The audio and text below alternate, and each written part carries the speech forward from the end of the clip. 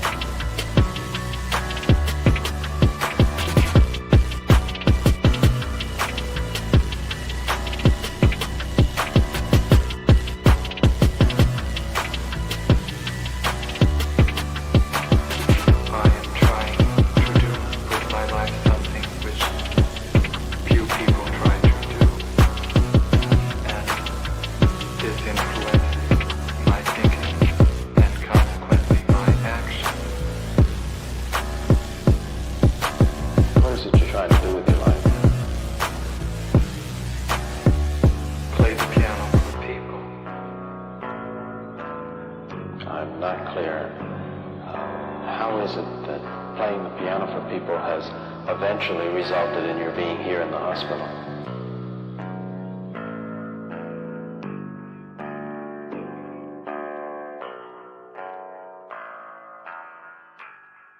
That's difficult to answer.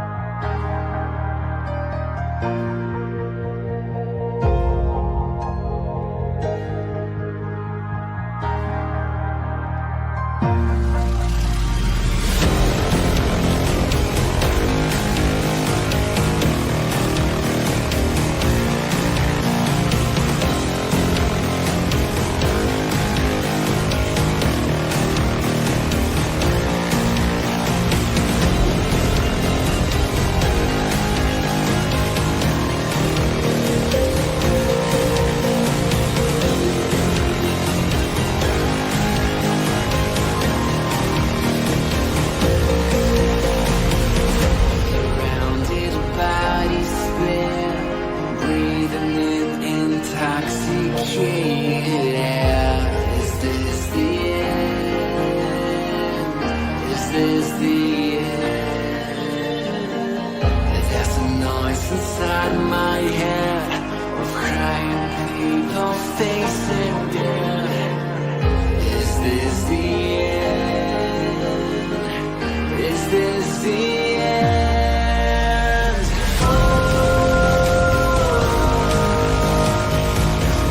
I'm burning in the stone.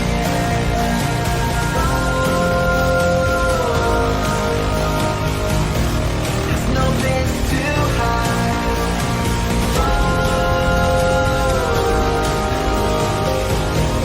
I'm burning in the stone.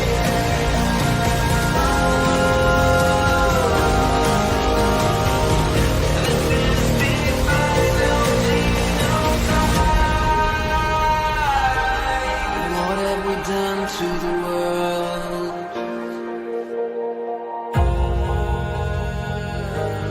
What have we done to the world?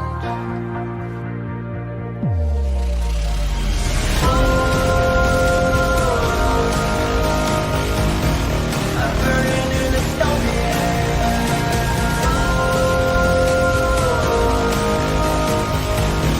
There's no place to hide.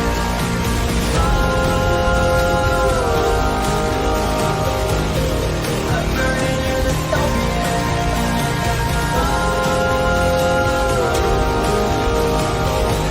This is the final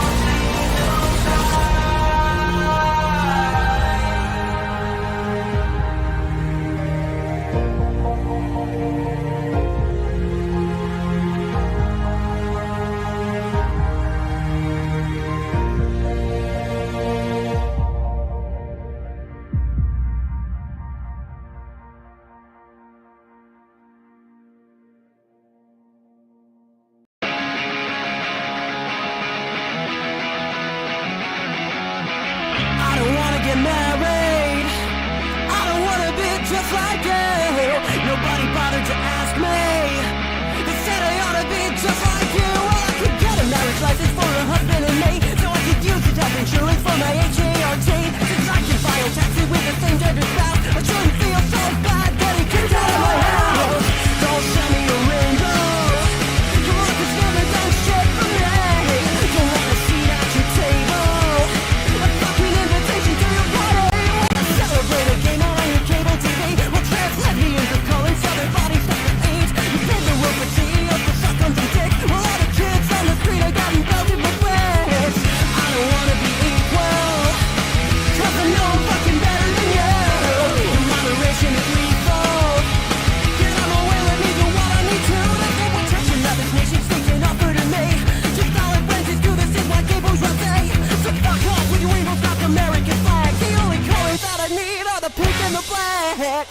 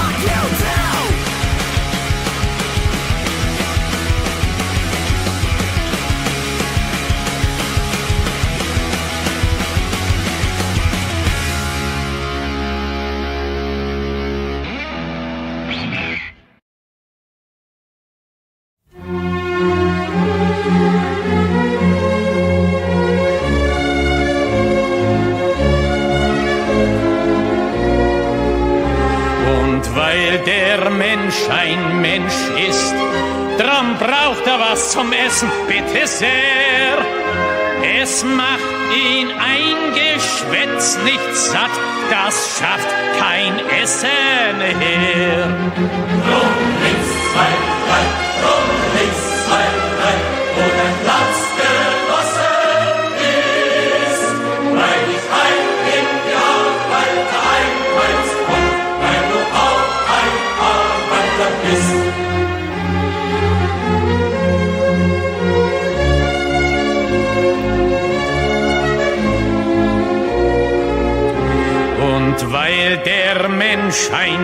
Mensch ist.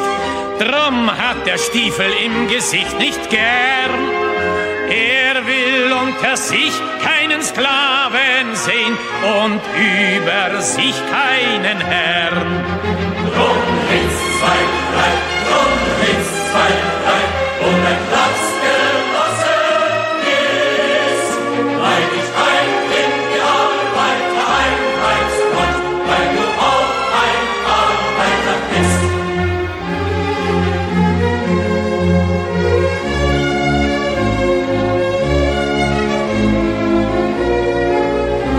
Und weil der Prolet ein Prolet ist, drum wird ihn kein anderer befreien.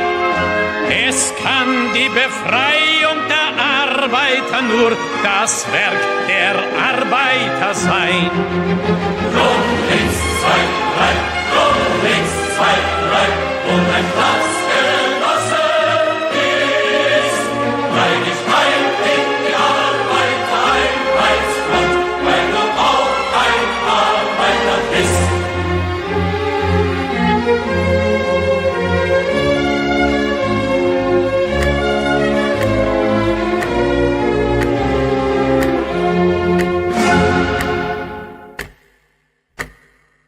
Who the fuck is Karlyn? She's just some sweet lady. She's like in a knitting. She does like a knitting stream.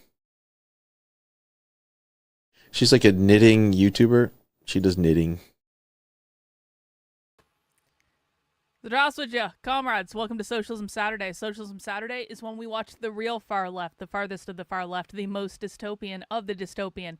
We are not watching Democrats on Socialism Saturday because Democrats are not real socialists and communists. We are not watching liberals or progressives on Socialism Saturday because no matter how many right-wingers scream on Twitter, no matter how many times Trump says it himself, progressives and liberals and Democrats are not socialists and communists. The real radical revolutionary far left in America hates the Democrats, they hate the liberals, they hate the progressives, they have their own ideas about what they want to do, and they think the Democratic Party gets in their way. And so we just, we go right to the source of all of the crazy shit that's happening in the world today.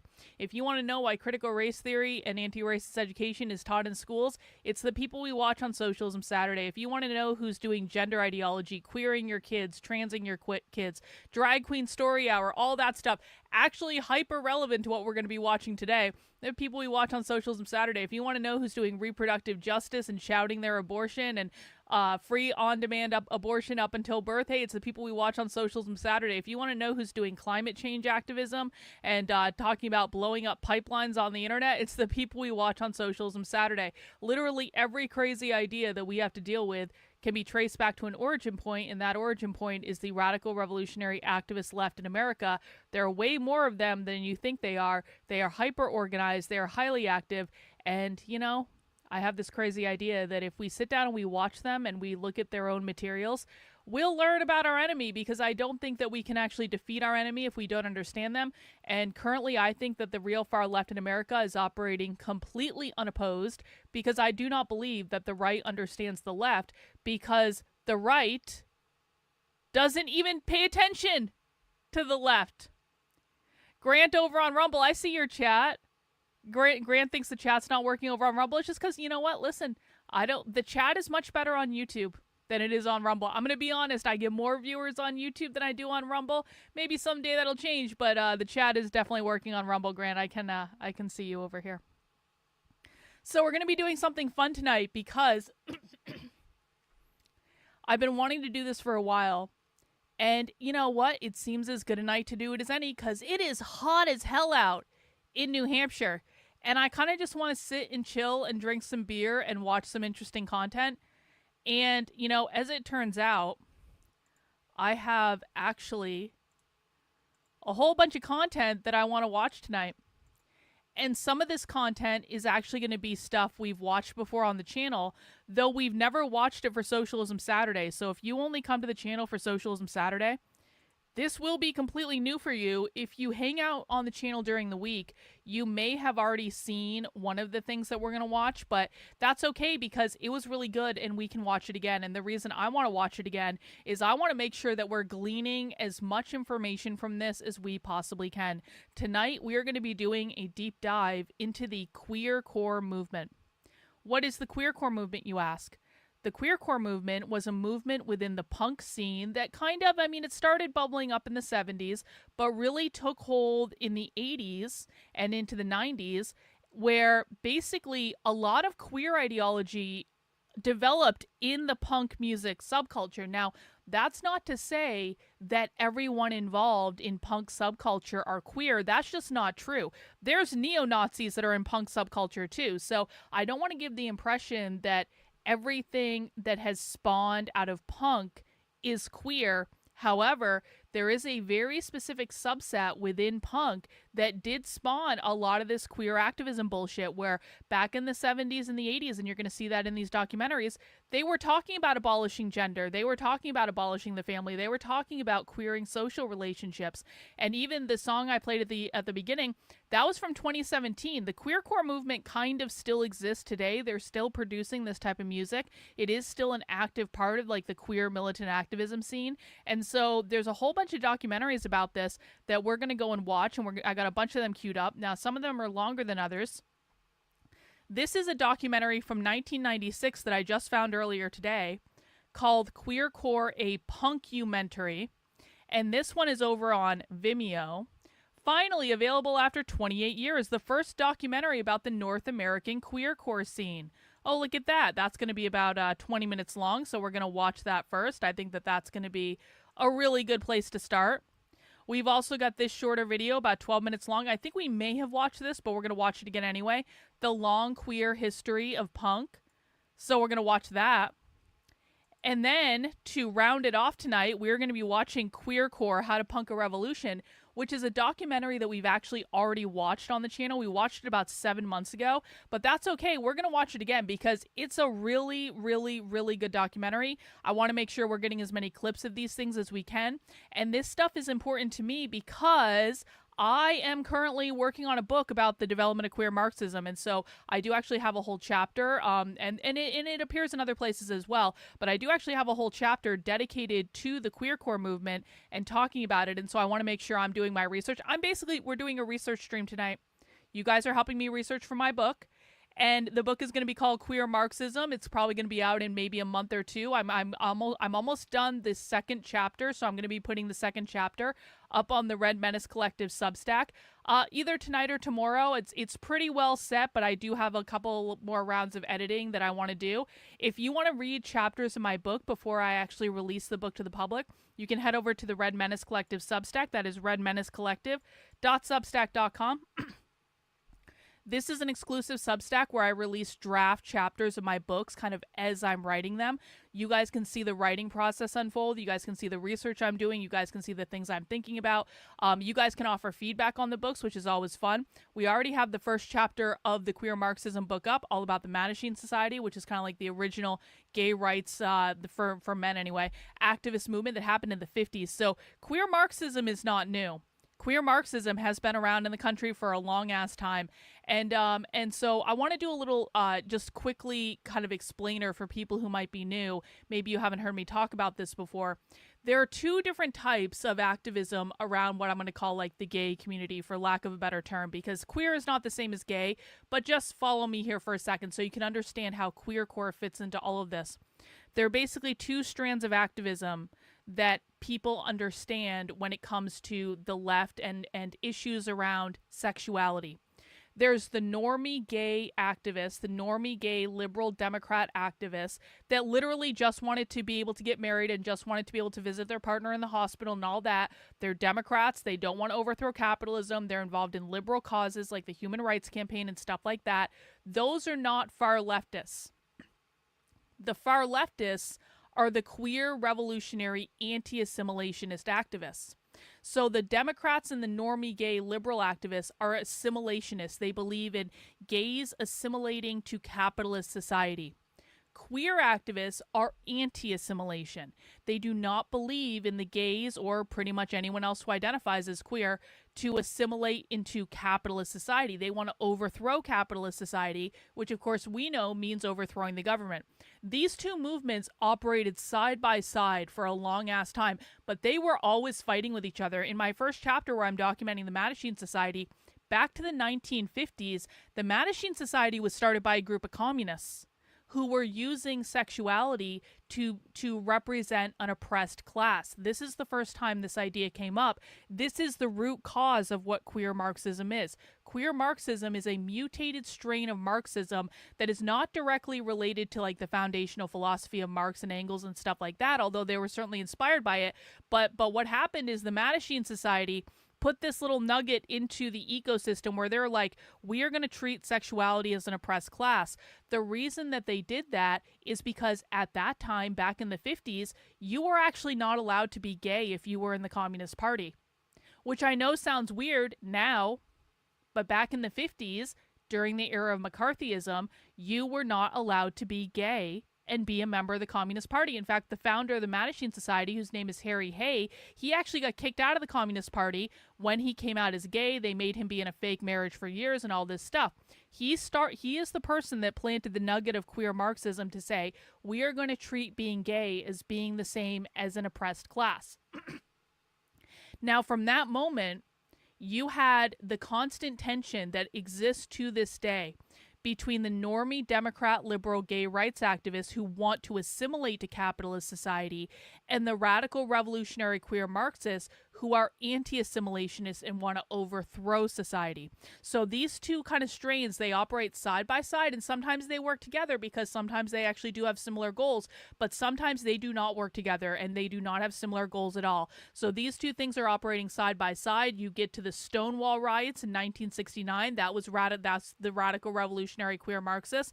They're still operating side by side though, because you got people like Harvey Milk who were working within the system, and he was a little extremist, but he was trying to work within the system and all that stuff, and he was going up against these anti-assimilationists who were trying to get him to actually go more far left than he was. Then you get into the 80s, and the 80s is where a lot of stuff starts to pop off in terms of queer activism. Now, it was all bubbling up in the 70s. If you look at places like San Francisco and New York, queer activism was bubbling up in the 70s. It was starting to kind of percolate. But then what happened? The left never perpetuates better than when a Republican is in office. People think that Trump is going to save you from the far left. Oh, no, no, no, no, no. Do you know when queer gained the most ground? When Ronald Reagan was in office. Why? Because they were in opposition. When you're in opposition to something, it is easier to recruit people and radicalize them to your cause. So the 80s hits, the AIDS epidemic hits. You've got the ACT UP movement. The ACT UP movement is one of the first really mass militant queer activist uprising. And the ACT UP movement was explicitly an anti-assimilationist uprising. So again, the ACT UP movement was anti-assimilationist. They did not want to assimilate to capitalist society. And they were kind of constantly fighting with the normie LGBTQ activists who were like, they were trying to tell them, they're like, you got to be more respectable, because the ACT UP movement was doing all this crazy direct actions. They were doing these crazy stunts in churches. They were trying to get on TV, all that stuff. This pissed off the normie LGBT rights activists because they're like, we're not trying to be disruptive. We want everyone to think we're normal. So you had this tension in the 80s. That's when the Queercore movement actually started to develop. So at the same time that the ACT UP movement is really kind of spinning up and they're doing these direct actions and they're being very public about it, where are they hanging out at night? They're going to these punk clubs and they're hanging out in this specific subculture. And in that subculture is brewing all of these crazy ideas about gender, all of these crazy ideas about queering social relations and stuff like that. That's all brewing within this queercore subculture movement, and the extreme activist wings of this are kind of feeding each other and you know, kind of like, just, you know, when you're around people that agree with like stuff like that you get more extreme in your beliefs. That was what was happening. So then we get into the 90s and all of this stuff is continuing to perpetuate. And in the 90s, we really started to see the big schism between the normie LGBT activists and the queer Marxists, because now we're getting into the legalization of gay marriage debate. Now we're getting into gays in the military. And guess what? The anti-assimilationist queer Marxists didn't want to get married. They didn't want to be in the military. It was the normie LGBTQ activists that wanted to be married and wanted to be in the military. Well, in the public zeitgeist, the normie LGBT activists won because gay marriage was legalized in 2015. But what happened after gay marriage was legalized? The normie gay rights activists all went home. They were like, we got what we wanted. We just wanted to get married. Like, that was like literally all we wanted. The normie gay rights activists go home, and then the radical revolutionary queer Marxists come in and they start co-opting all of the organizations that were built up around the legalization of gay marriage, because they didn't need to do that anymore. So they switched over to something else that was vehemently anti-assimilationist, and that is how you get to where we are today. It is extremely important for people to understand that queer Marxists did not support gay marriage. It is extremely important for people to understand that queer Marxists did not want to serve in the military. These are completely different groups of people. We talk a lot about all of the different activist groups that exist on the left. And if you don't understand what group you're looking at, you are not going to understand their motivations. You're not going to understand their behaviors. You're not going to understand their goals. We have got to understand the difference between the normie gay assimilationists, Democrats and liberals, and the Human Rights Campaign and the Trevor Project and all that stuff. That's one side of this. The side that we're concerned about is the anti-assimilationist, anti-capitalist, queer activist strain. Queer has nothing to do with being gay. It has nothing to do with being trans. Literally, within the queer ideology, anyone can identify as queer. You can be a straight white man and identify as queer. They are anti-assimilationists. They want to overthrow the system. They want to overthrow the U.S. government. And they have a really thriving subculture that has been deeply influential on the far left. In fact, queer comes in and co-ops almost every organization that it's a part of. So I'm working on a book about that right now, and that's part of why we're doing this deep dive into queer activism today. But I wanted to do that preface to make sure people really understand kind of the context of it all. If you have questions about any of that, let me know. No. If you think this is a distinction without a difference, you're not smart enough to be here. Get the fuck out. I'm not joking about this.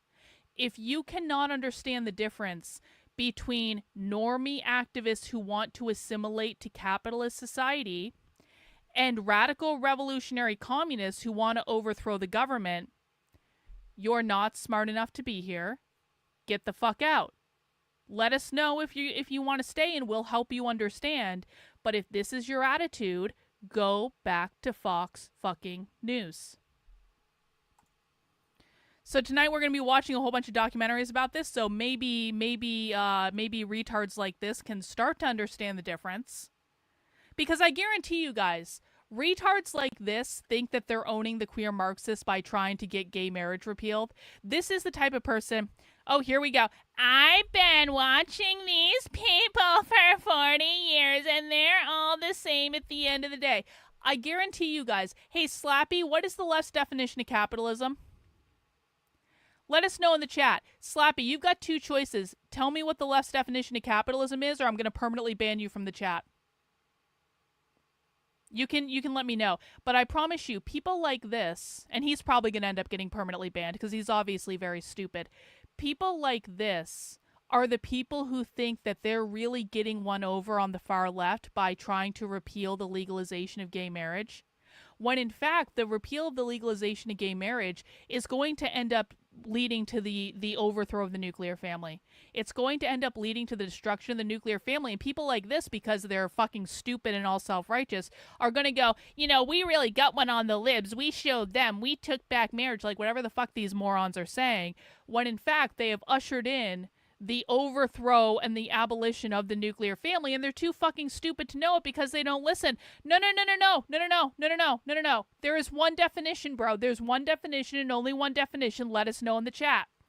No. You don't appreciate my work if you don't know the definition. So last chance, Slappy. The next thing you're going to say is either the definition of capitalism or you're going to get permanently banned. No fucking negotiation. There is one answer to this. Anyone who follows my work knows what the answer is. So don't fucking pretend that you follow my work if you can't answer this very simple and direct and straightforward question. You can let us know.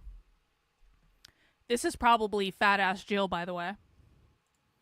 If we're being honest about it, this is probably the fat ass that's been stalking me for, the past 5 years. Let's just see Slappy's channel history. Oh no, Slappy's been here before. We're waiting, Slappy. What is the definition of capitalism according to the left? You can either give us the definition or you can admit you don't fucking know. And if you don't fucking know, then there's probably a lot that you don't fucking know. This is very, very simple for anyone that's ever watched my work, Slappy. We're waiting for your answer. You want to pretend that you understand what I do? You probably have no fucking clue what I do. So we're waiting. The entire stream held up just for you. So that you can prove to us how... Oh, no, Slappy doesn't know! Slappy doesn't know. I'm very sorry, Slappy. On my channel, I'm the queen fascist bitch dictator of my channel, and you are permanently banned because you are not smart enough to be here. Goodbye. Goodbye. Goodbye. That's how we deal with people who don't want to listen, guys. You don't have to agree with everything I say. That's very, you really don't. But Socialism Saturday is a research stream and it's a teaching stream. And if you're going to come into my classroom and you're going to behave like an unhinged retard and you're not going to listen, we're going to show you the door. Because there are a lot of serious people here who do want to learn this content, who do want to understand what this is, and we are merely distracted by the unhinged retards in the chat who come in and pretend they know everything and they say, I've been watching the left for 40 years, I know everything about these people, when in fact, they don't know the most basic 101 level definitions of what the left believes. There's a lot of retards on the internet, guys. And most of the time, those retards will pretend that they are the expert in the area because they are Dunning-Kruger in practice. And we don't put up with their shit here. So that's what we're doing. Anyway, so now that we've got that taken care of, I've given a little bit of an overview. I think everyone understands the difference between the assimilationist, normie, Democrat, gay rights activists and the anti-assimilationist, queer Marxists. Again, if you do not understand the difference, please let me know. Ask the question. Don't pretend you know something you don't, because this is a classroom. You've walked into a classroom tonight. Why do I suggest people not try to debunk the left? Okay, so this is a great question. When conservatives are talking about the left, they're natural, and actually it's not even just conservatives. I shouldn't say that. I should be generous. Oftentimes people think that when they encounter crazy, okay, the left has a lot of crazy ideas, all right? We can all agree to that. There's probably not a single person watching right now that doesn't believe the left is crazy on some level. And the natural inclination when people start to encounter crazy ideas is that they want to go, you are wrong for reason X, Y, B, and Z, and let me explain to you why you're wrong. Well, when it comes to the left, they have their own definitions, they have their own language, they have their own dictionary. And so someone who is not a communist and does not speak the language of the left, when you come in and you say, you're wrong for reason X, Y, B, and Z, the left doesn't give a flying fuck. First of all, you probably don't even understand what they're saying in the first place. And don't think the left doesn't understand this. The left knows deeply that you do not understand what they're talking about. This is actually part of the feature of them using a completely different language. It might sound like English, but it's not. It is a language called socialist. If you want to learn how to speak the language of socialist, head over to my main Substack. That is Karlyn, Karlyn. .substack.com, go to the How to Speak Socialist section, and you will find 2 classes where you can actually learn how to speak the left's language. Probably best to start off with the re-education class. That's the shorter class. It's about 90 minutes long, so you can start with that. No, that's not the idea at all. I'm not sure. Jason, listen, bro, you're going to have to start listening if you want to be on my channel. Listening is fundamental, bro. Did I say that the left is beyond all reason? Did I say that? Yes or no in the chat? Answer. Did I say the left is beyond all reason? Or is that something you just made up? Because this is the problem, Jason. This is the problem. You have just demonstrated exactly why we do not debunk the left, and you've demonstrated exactly why it didn't work. No, it's not that. No. Don't fucking twist my words like a fucking leftist. Don't do this. The correct answer, Jason, is no, I did not say that. The correct answer is not, no, you didn't say that verbatim, because you're still trying to imply that that's what I said, when in fact, that is not what I said. And Jason, you've just demonstrated why you debunking the left will never accomplish anything ever, because you are literally making shit up that wasn't said, and now you're trying to debunk me. Do you think this is going to work? Do you think you going, well, you basically said that, when I know exactly what I said? I know exactly what I meant. You're trying to debunk me to get me to conform to your worldview instead of listening to the very clear answer that I'm giving you to the question that you asked. So no, incorrect.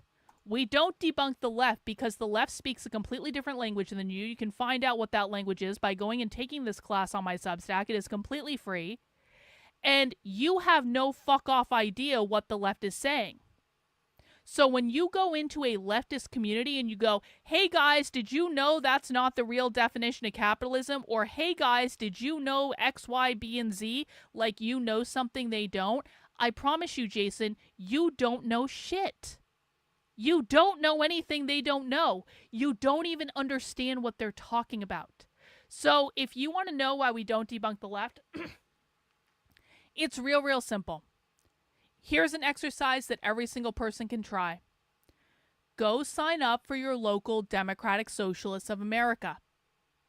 Democratic Socialists of America are reformist socialists. They're not revolutionary socialists. They usually don't engage in violence. You are perfectly safe in signing up for the Democratic Socialists of America.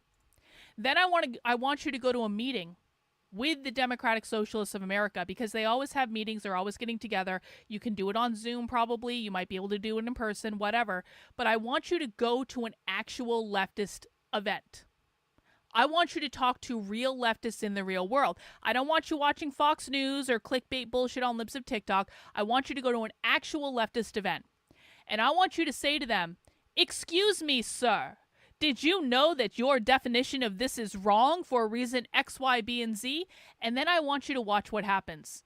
Do you think that going in and debunking the libs, as you're going to call them, they're not liberals, obviously, they're communists, but do you think that you going into a leftist meeting and saying, excuse me, you are wrong for reason X, Y, B, and Z, is going to change anyone's mind?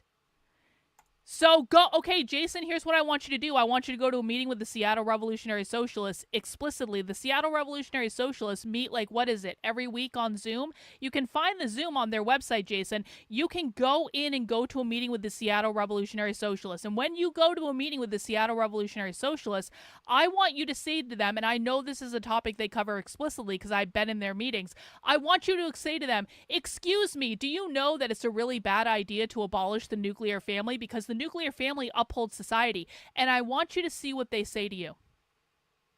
And the reason I say that explicitly about the Seattle Revolutionary Socialists, let me show you why I say that explicitly about the Seattle Revolutionary Socialists. Because not too long ago, I actually did go to a meeting with the Seattle Revolutionary Socialists. You can find it here on the Substack. And in that meeting at the Seattle Revolutionary Socialists, they were talking explicitly about abolishing the family.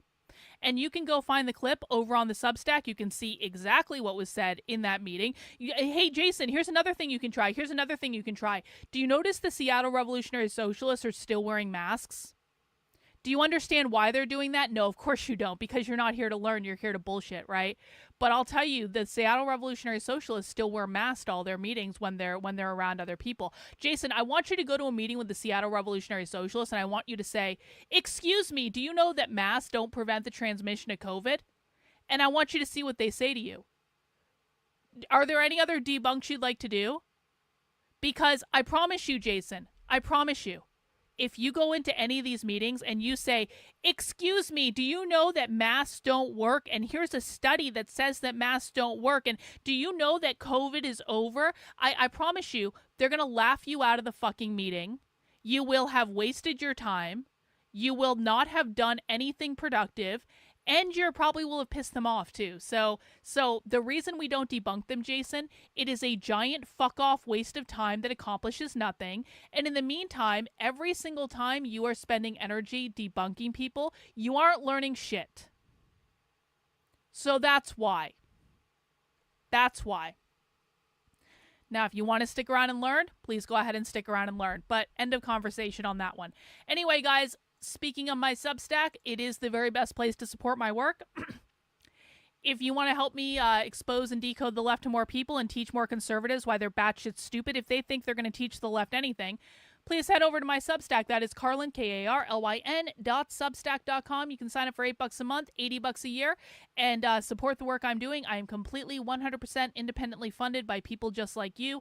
I don't answer to any political masters. I can say whatever the fuck I want. I don't shill any political narratives. I'm not trying to get you to believe anything. The only thing I do is show up and show you what's going on the left and show you the real video coverage and break down the language and explain to you what it means. And you can decide what to do with that information. Like if you're Jason, if you want to waste your time going to a meeting with the Seattle Revolutionary Socialists and trying to convince them that they're wrong because you think debunking is going to solve the problem, hey, go for it. Give it a try. See what happens. And then when Jason fails colossally at what he's trying to do, he's going to come back with his tail between his legs and he's going to say, okay, Karlyn, you were right. And I'm going to say, I fucking know. Happens every time, every time. So that's a great way you can support the work I'm doing, guys. Before we get into it, I just want to let people know we've just launched a new clip channel. It is youtube.com/@symbol, because you have to do that on YouTube for some stupid reason. Decode the Left. Make sure you're signing up for the clip channel, guys. This is mostly spearheaded by Reagan, so I want to thank Reagan for making so many good clips. I've added some clips as well, but this is basically an archive of clips and things that we're getting from leftist trainings so that we have them available on YouTube. So make sure you subscribe there. This is going to be a great resource to share out with your friends, family. There's also explainer videos on there. We're trying to create playlists where we're categorizing them by things so people can find clips easily related to certain topics and stuff like that. So make sure you subscribe to the new clip channel. Share that stuff out. I would really appreciate it. All right. Before we get into our documentaries, per usual, we do have rules on Socialism Saturday because you guys have walked into a classroom. I am teaching a class, and I need everyone to get the most out of this for everyone and to keep the environment nice and to, prevent me from yelling at you. I will be much less inclined to yell at you if you follow a few simple rules. Please watch this explainer video and pay attention. All right, for anyone that's new, we have some rules for Socialism Saturday. Let me go over them real quick. Socialism Saturday is a research group and a class. We do take this seriously. You're allowed to have fun. You're allowed to have a drink or two. You're allowed to kind of kick back and joke in the chat. However, I need everyone to understand that when we are researching the radical revolutionary left, we do take this seriously. And so if you're shitposting in my chat, I'm going to tell you to stop. If you are posting off topic in the chat, I'm going to ask you to stop at some point because it's going to be distracting to what we're doing. I need you to think of yourself as in a classroom. And I'm not talking about an online classroom. I'm talking about a real life classroom, okay? When you walk into a real life classroom, I am the teacher, you are the students. You are sitting in the desk, I am sitting in the front of the classroom. I'm standing there teaching you what is going on. If you were in a real life classroom, you wouldn't walk in, start throwing shit at the wall, yelling, saying, I disagree with you because my best friend said something different. That's not allowed. I don't care about your feelings. I'm not going to coddle your opinion. And that's going to be the way it is. And if you don't like it, you don't have to be here. But if you are in my classroom, you will respect my rules and you will listen to me. And if you do not do that, then you will be removed. And how you feel about being removed makes no difference to me at all. The expectation is if you're going to be here and you're going to be watching socialism with us and you're going to be participating in the chat, you are doing it because you are serious about learning this topic and understanding this topic. The minute that I think that you're just fucking around or you're trolling or something like that, you're going to get put in a timeout or permanently banned, and that's just going to be the way it is. Rule number 2, don't be a dick. Do not insult me. Do not insult other people in the chat. I can do whatever I want because I am the queen fascist bitch of my YouTube channel. So I can say and do whatever I want. But if you don't insult me and you don't insult other people in the chat, we're not going to have a problem. So be an adult, rein that shit in. Number 3, no whining. I don't care about your feelings. I don't care if you feel personally attacked. It makes no difference to me at all. And I promise you, I care about your feelings a little bit more than the left does. So if you can't handle me, you can't handle the left. If you start whining and complaining because you don't like the rules or you think you're being treated unfairly, you can just leave, bro. There's the door. You don't have to be here. Number 4, listen. Our job here and why we do Socialism Saturday is to listen to what the left is saying, to listen to what real leftists are doing in the real world. This is not to support your confirmation bias. This is not to support any conservative bullshit narrative that you may have heard on Glenn Beck that one time. This is not to be what you want it to be. This is to engage with reality. We need to listen, we need to actively listen, and we need to understand the left better than they understand themselves. That is the purpose of this exercise, okay? As part of that, I do ask that people refrain from debunking. You do not have a single debunk in your arsenal about the left is stupid because of reasons X, Y, B, and Z, or the left is her hypocrites for reasons X, Y, B, and Z. You don't have a single debunk that we haven't heard before, okay? And every time you put energy into debunking, that is energy that you're not putting into listening. So if I see you debunking, I'm going to tell you to stop, because you need to put that energy into listening instead. Lastly, break the rules of my chat or disrespect me in any way, and I'll just kick you out, and that's the way it is.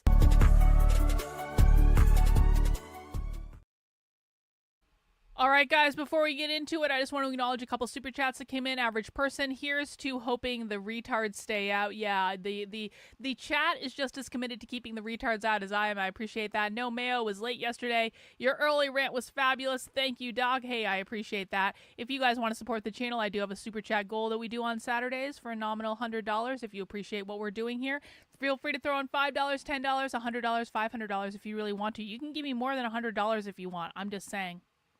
But let's dig into it, guys. We're going to start off first with this Queercore documentary. I have not seen this documentary, so I'm looking forward to it. It's about 20 minutes long, and let's see what it had to say. If you guys have questions in the chat as we make our way through this, please let me know, and I will try to answer them as best I can.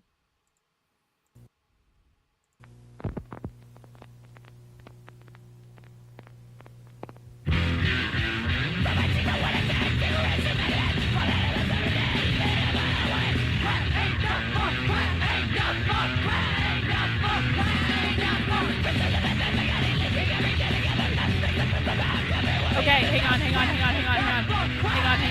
on. I want to show you something. Hang on. Back up. Oh.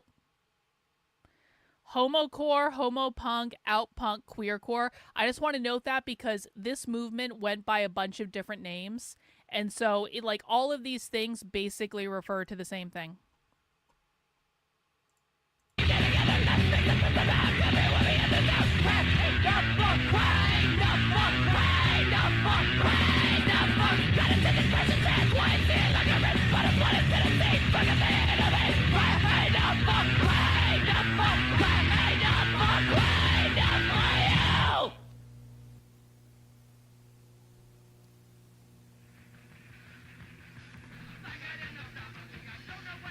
With punk, you recognized, even if it wasn't like out and out queers are great, you recognized they were definitely your allies.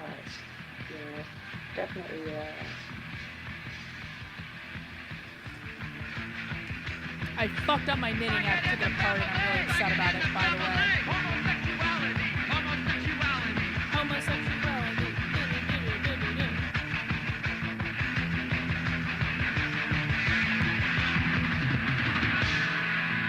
Wow, man, how embarrassing. What would my friends say?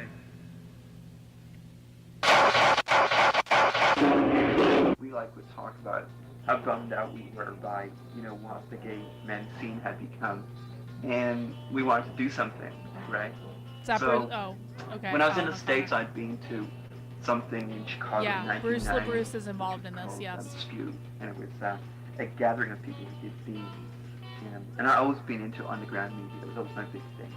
Like radio and underground media. Outpunk. Hey, Reagan, can you look up Outpunk, So I went to please? this thing called Spew in Chicago, and it was really fun. It was in this community art gallery, and people were selling their zines, and there were all these crazy performances, and people were reading bad poetry about people they hated who died of AIDS, and stuff. And there was a show that night with Fifth Column. Hey, Jerk Store, thank you, appreciate it. I got kind of bored of the show, and I went to this leather bar. I'm gonna turn my mic down a little bit. Once in my life.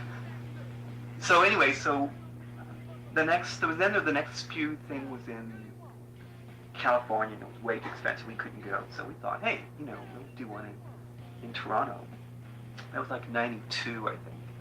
It's like me and a very small bunch of people. So we went ahead and we organized a gathering for people who do zine. And it happened in 1993. Thank you. And at Buddies in Bad Times Theater, and it went for 2 days. It was really cool. It was really neat. I think, that day we actually managed to make something real happen. People were like hanging out and talking to each other. Everybody's a fag. Haven't you realized it? The whole goddamn world's a fag. Don't you know that even yet? First. What the fuck? Why did it do that? Hang on, sorry about that. I was trying to pause it and it completely... Why did it do that? I don't want picture-in-picture, I just want it to be big again.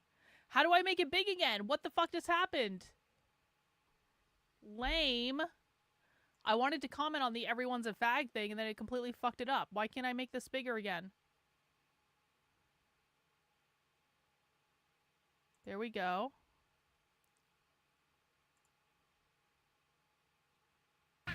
With punk, you recognized, even if it wasn't like out and out. Doing that for like a long, long time. And we can go, so we thought, Buddies in Bad Times. Read this. There we go. Fag. Don't you know that even yet? First, everyone's a fag. Something real happened. People were like hanging out and talking to each other. Everybody's a fag. Haven't you realized it? The whole goddamn world's a fag. Don't you know that even yet? First, it started in October of 1991, and what happened was for a long time, I had read this zine from Toronto called JD's. A zine? Kind of funny that it's from Toronto, but one of my friends came up to me and said, so you read JD's? Well, I want to do a zine. Well, JD's then came out of a disillusionment with punk, really. I mean, I was already disillusioned with the homo world, and so involvement in punk was a direct kind of reaction against that.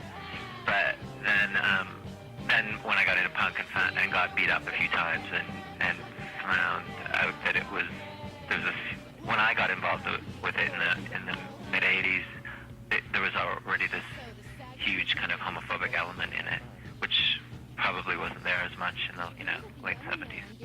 Yeah, I mean, it was a reaction against punk then that sort of made us go, oh, okay, well, punk, you think you people are being so, progressive or so anarchistic or so. What did that say? I'll tell you, there are a bunch of mindless faggots, yes, faggots, that read JDs and say, punk rock, dude.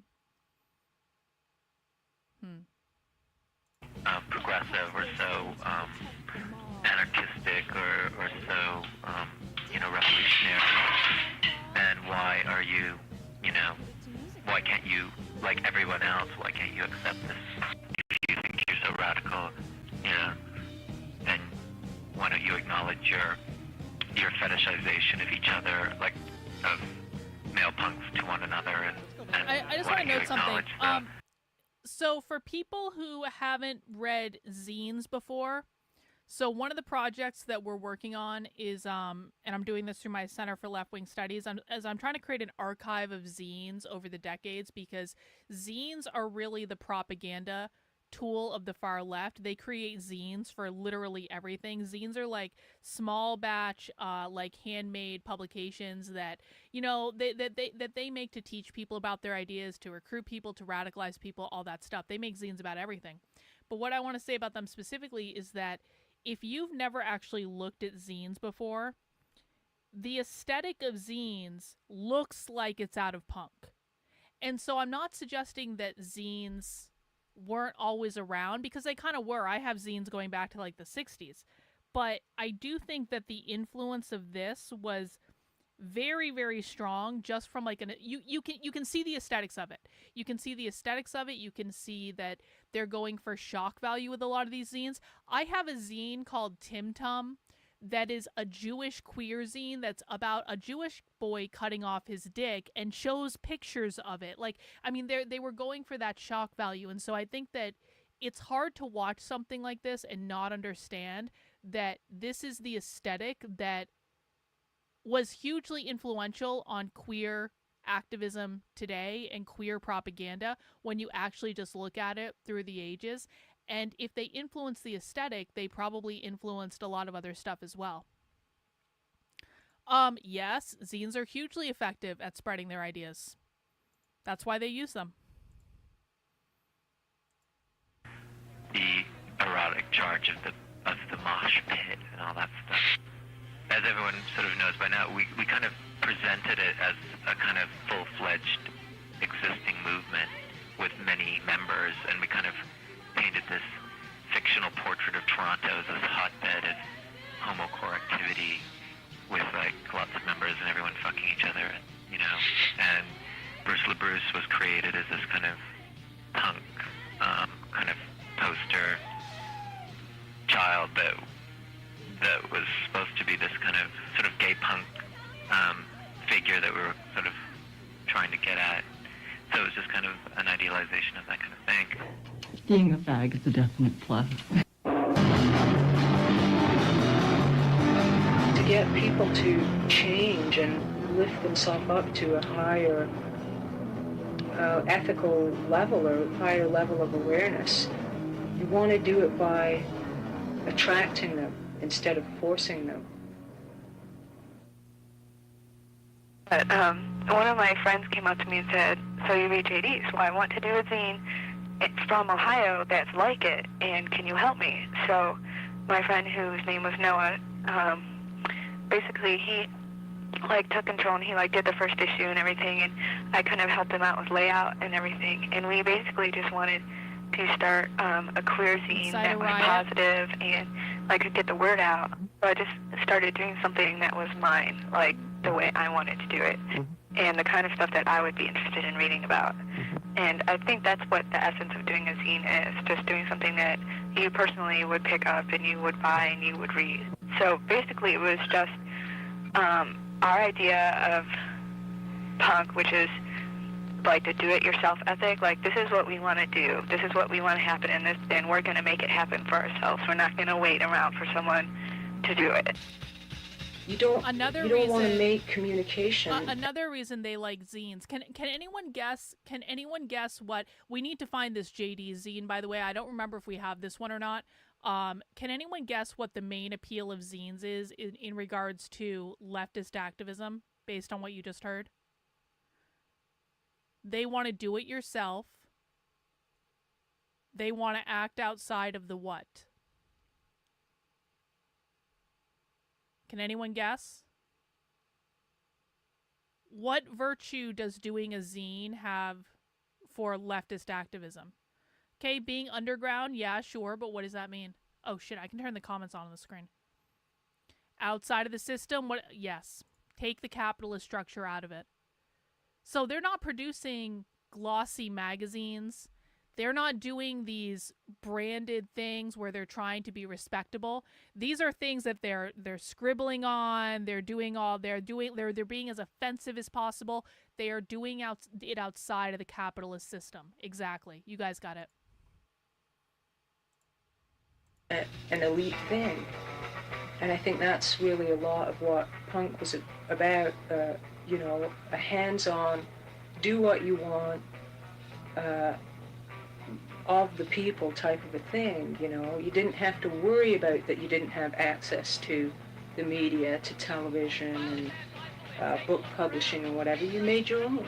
You made your own record, you made your own fanzine, you made your own scene. Sort of what developed into Queercore is kind of a real kind of contempt for established, this gay establishment and the kind of rituals and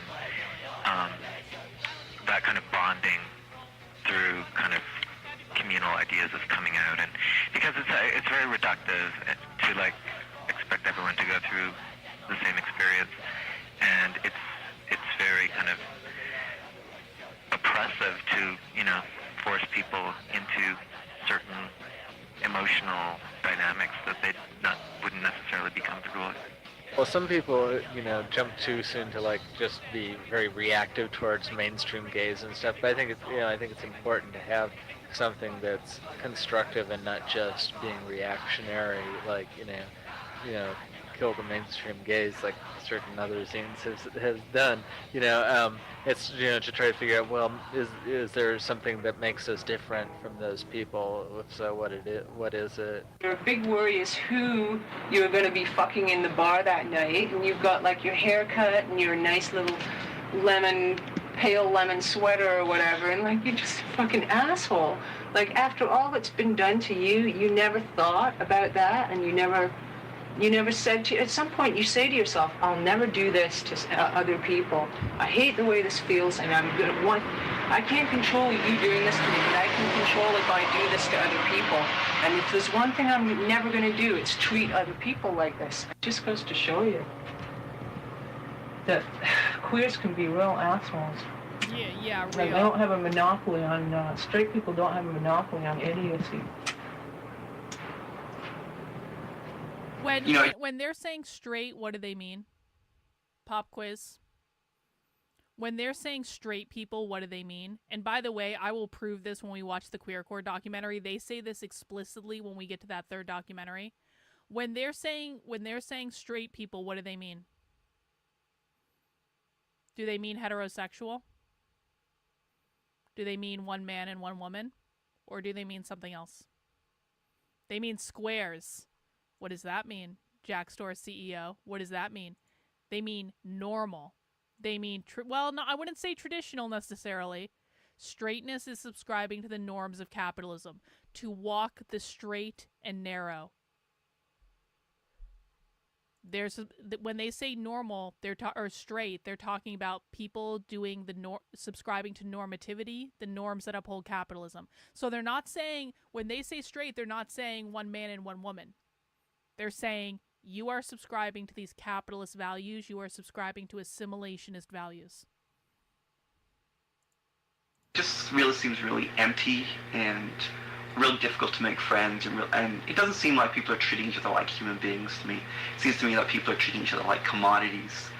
And it's all, all the lookism and stuff. And especially I think the younger generation of kids really feel alienated from it because of the age difference, and they really feel disempowered. So we're really into, trying to see if we could make something that would be different, a place for people to hang out, and a place where people would treat each other a bit differently. I think one of the people who's really, really good at doing this is Matt, who does Outpunk Zine and Outpunk record label. He really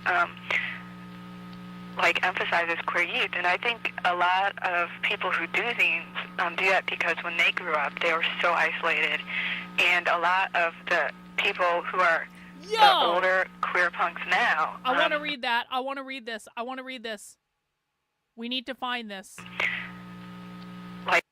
Emphasizes queer youth, and I think a lot of people who do zines do that because when they grew up, they were so isolated, and a lot of the focus on the family. I want to read that episode so bad. Or that issue rather, so bad. People who are the older queer punks now were the people who were in punk when it was much, much more homophobic than it is now. You know what's funny? And they understood. Hang on, I want to go back to this. Queer action figures. Do you guys know what leftists are starting to call trans people? I've noticed this. I've seen this in person. I saw this at Boston Pride, but we've seen this in other places as well. Do you guys know what leftists are starting to call trans people? They have different names for trans women and trans men. No. That's not what you should be taking for this. You need to spend more time listening and less time talking. They're calling trans women dolls. Yes. What are they calling trans men? So they are calling trans women dolls. Protect the dolls. If you see t-shirts that say protect the dolls, protect trans women. What are they calling trans men, do you think?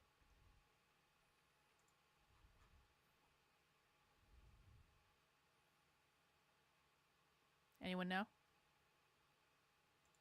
Action figures. They're calling them action figures.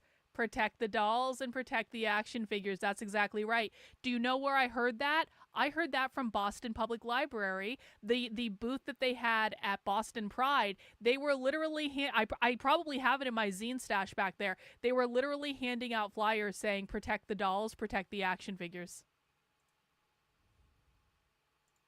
Who were in punk when it was much, much more homophobic than it is now. And they understood what it was like, and they went through it all, and they know that it doesn't have to be like that. S&M and equals I punk. think that was one of the first things that attracted me to doing zines, was because there is really no other voice for like queer kids, and especially for queer punks. And I think that's the most valuable thing about zines. Me being involved in like punk at a young age, there's no such thing as the gay mainstream to me. You know what I mean? Like, didn't even know there was such a thing until about like, 3 or 4 years ago. I didn't even know that it even existed. And I don't really have much to do with the gay mainstream, besides maybe like attending a couple like youth groups or something like that, like the 519, just to like meet other people and stuff like that. Like that's about like the only thing. So when this kid is saying the gay mainstream, this is the difference I was talking about earlier. The gay mainstream are the liberal normie gay rights activists that just wanted to get married and assimilate. This kid is saying, I don't have much to do with them. I might go to a youth group or something, but I don't really have anything to do with the gay mainstream. That's the normie stuff. This is the anti-assimilationist stuff.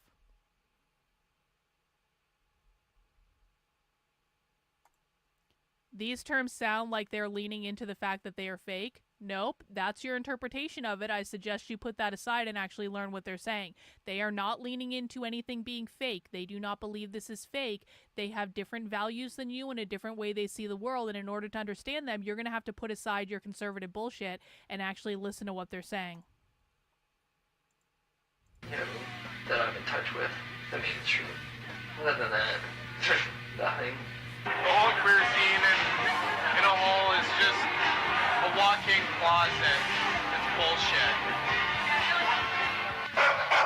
As it turns out, my two favorite teachers from high school were queer, a man and a woman, and they were my favorite teachers, and I didn't know what clues to look for. I mean, I had a gay history teacher, and he's into Bette Midler, and show tunes.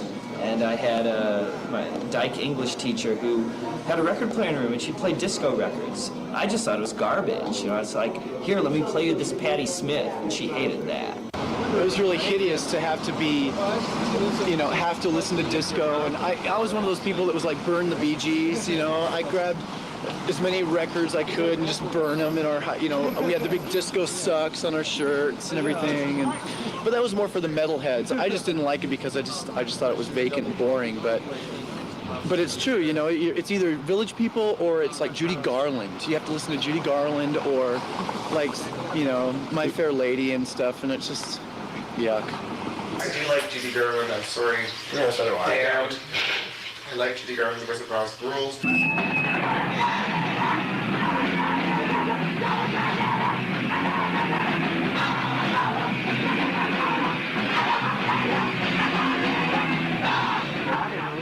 Hard for when people tend to think this fast, angry, aggressive music is just kind of macho, and it's not that. You know what I mean? And how can the singer be? Okay, I understand what you're saying. Okay, that actually makes more sense. I'm glad you explained that a little bit more. So you're saying they're leaning into saying that that's not what they're doing. They're trying to. I would not define it like that because they do not think that they're being fake. I'm not exactly sure why they picked those specific names, though, if I'm honest about it, but it certainly has nothing to do with thinking they're fake, but I appreciate you explaining that. Queer has been around for a long-ass time. Yes, queer started being used as an anti-capitalist term explicitly in the 60s. Knitting's right here. I had to rip it apart and fix something. Don't worry, I'm knitting. I'm just doing it quietly. Fag, how can it be gay? And I think that kind of, they have to think twice about it. It freaks them out. He doesn't act like a fag, Well, he doesn't, you know, they have these stereotypes and misconceptions of what all gay people should be like, and we're everything and anything under the sun, you know? So it's kind of, I don't know, I think it's funny, actually.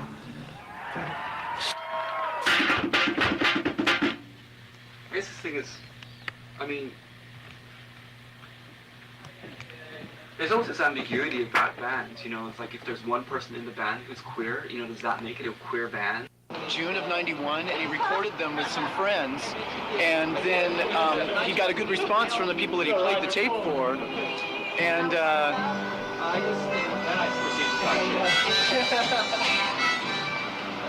so he decided to put a band together. His friends urged him to go ahead and put a band together, so he put an ad in the SF Weekly looking for queer musicians into early Beatles, Buzzcocks, Ramones, and I said, I thought, there's other queer musicians out there, I couldn't believe it, so I answered the ad, and then he sent me the demo, which most of it became our first record, and I was happy as clam shit to play with it. I just thought it'd be great. So I officially joined November of '91.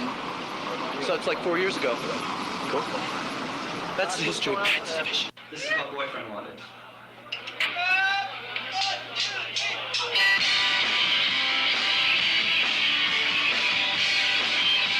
Ah, my ears.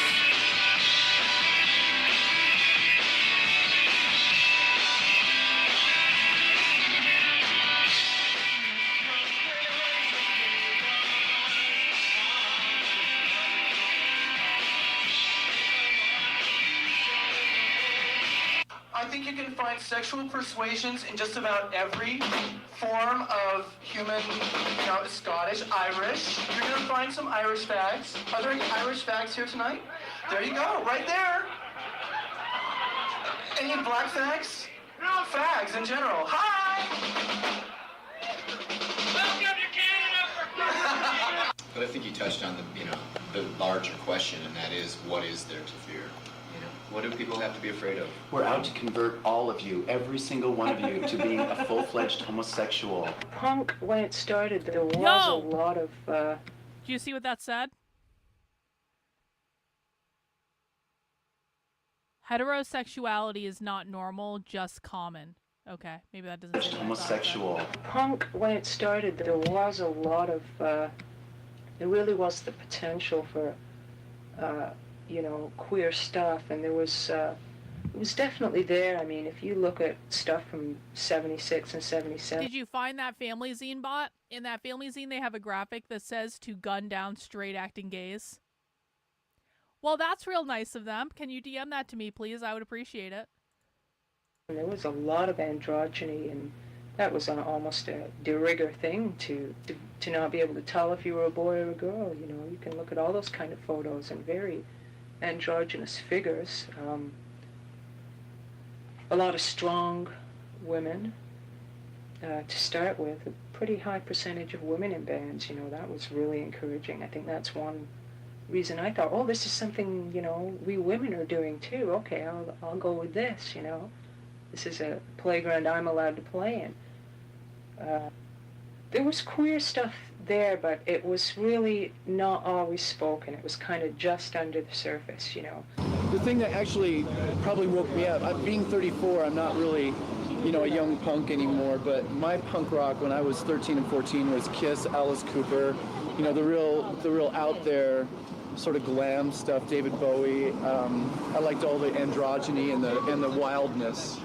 And then most of my favorite bands at that point started to suck, like in 78 and 79. They all had to do their like disco routine, and I just got tired of all of it and switched over and listened to the Jam and the Sex Pistols, Ramones, Buzzcocks. Most of that stuff. The Pretenders came out just after I graduated, and so that's kind of what I got into after that. And then those bands started to suck, so then it was a whole different thing that I went on to. I really don't feel like I'm any part of any kind of music thing, just as much as I don't feel like I'm any part of the gay thing even. I just feel like, you know, I like what I like. Being a regular punk is too boring. Oh! Hello. Hello, Bashback. Hello. Being a regular punk is too boring.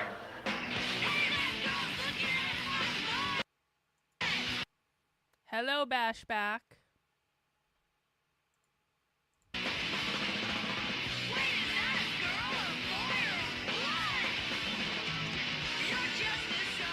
Yeah, that's a key thing. Aggressive energy, definitely. It's an outlet for anger. Bowie is so I want to make this clear. Androgyny is not the same as non-binary. Androgyny is completely different than non-binary. Androgyny is overtly sexual. Like non-binary is basically asexual. So I don't think comparing David Bowie to non-binary queers is an apt comparison, because they're doing two completely different things. I can understand why you might be confused about that, but that's not an apt comparison.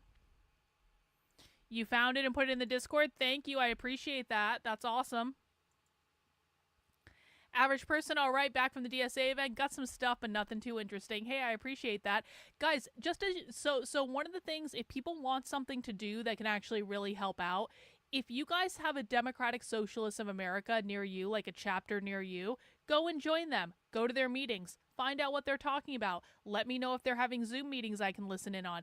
I want to try to get people like kind of just keeping an eye on the Democratic Socialists of America all over the country. And it's much easier if you keep an eye on kind of like your local organization. Get on their email list. Start getting their stuff. Start going to their meetings if you feel like going undercover. Like going to a DSA event, you're not going to be in any danger. They're just going to sit around and talk, and it can be good experience if you want to, do this sort of stuff with monitoring the left and, going undercover at events and stuff like that. And so Average Person's been doing that, and I really do appreciate it.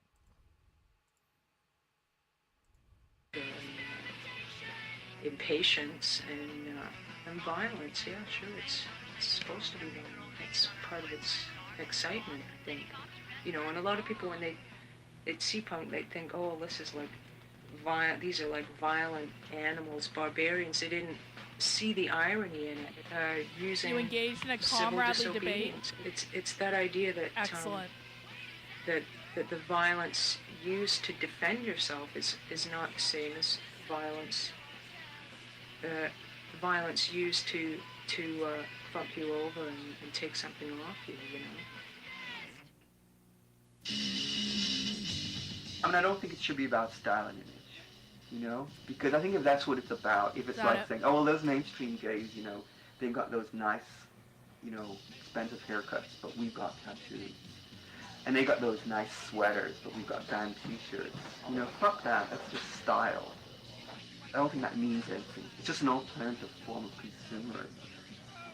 But it's still a form of consumerism. Oh, Pansy and Division. And style is like the easiest thing for commodity capitalism to recuperate. Wait, listen to what he just said about style. It's just style. I don't think that means anything. It's just an alternative form of consumerism. But it's still a form of consumerism. And style is like the easiest thing for commodity capitalism to recuperate. They love styles and use styles. It's really easy for them to turn it into a fashion, put it on MTV. So it's just about, if it's just about style, I don't get it. It seems to me that there's got to be some ideas behind it. And I think it also has to do with, why people don't stick around the scene. I think wearing a mohawk and dyeing your hair purple is like a 17-year-old, 19-year-old thing. And it's a really cool thing to do. But then there's a certain point where you got to say, look, this has got to mean more. There's got to be some ideas behind it, right? And there is that really strong tradition. Hang on, just to be really clear, and I said this earlier, but I'm going to have to say it again, obviously. The argument is not that all punk is queer and thus all metal is conservative. That's not what the argument is. There were neo-Nazi punk movements, okay? So we're not making the argument that all punk is queer. That is just vehemently not true.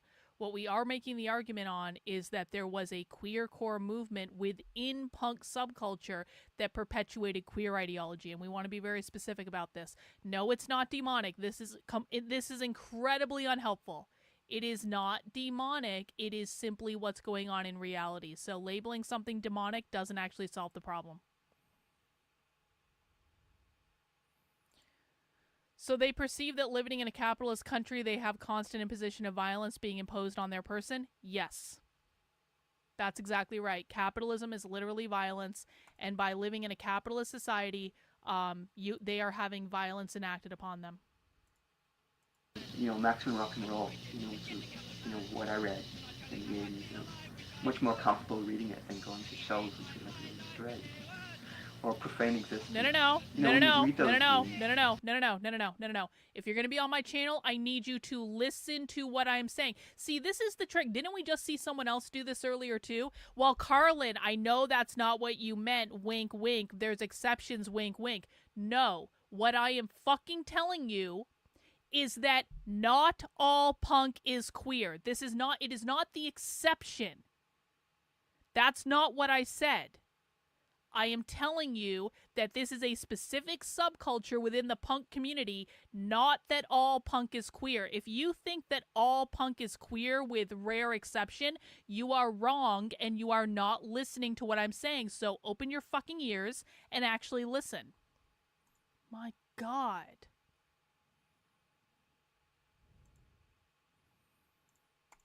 Heterosexual doesn't mean one man and one woman in queer culture. It means adhering to normativity. So no, that's not what it was.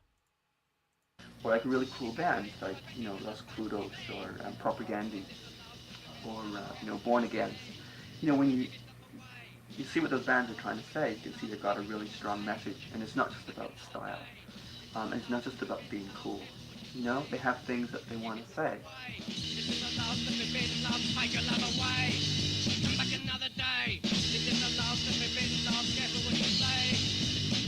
Oh, there's a part 2 to that. We'll have to look for the part 2 to that later. Okay, that's our first little documentary. We're going to next watch about a 12-minute video before we get to our main show today. As a reminder, guys, if you have questions about what you're watching, please feel free to put them in the chat. I will do my best to try to answer them. But as a reminder, you are in a classroom right now. I am the teacher of the class. You are a student in the class. I need everyone to remember the roles here, because if you don't listen to the feedback that I'm giving you, there's no point in being here, okay? So let's watch this. This is about a 12-minute video, The Long Queer History of Punk. In 1989, the 7th issue of DIY queer punk fanzine JD entered a giant photocopy of a picture of Sex Pistols bassist Sid Vicious reclining in a bed with manager Nils. You were just saying, who is the person that said that Sid Vicious was straight? Hang on. Where did I see that? Who came in and was like, they were totally straight?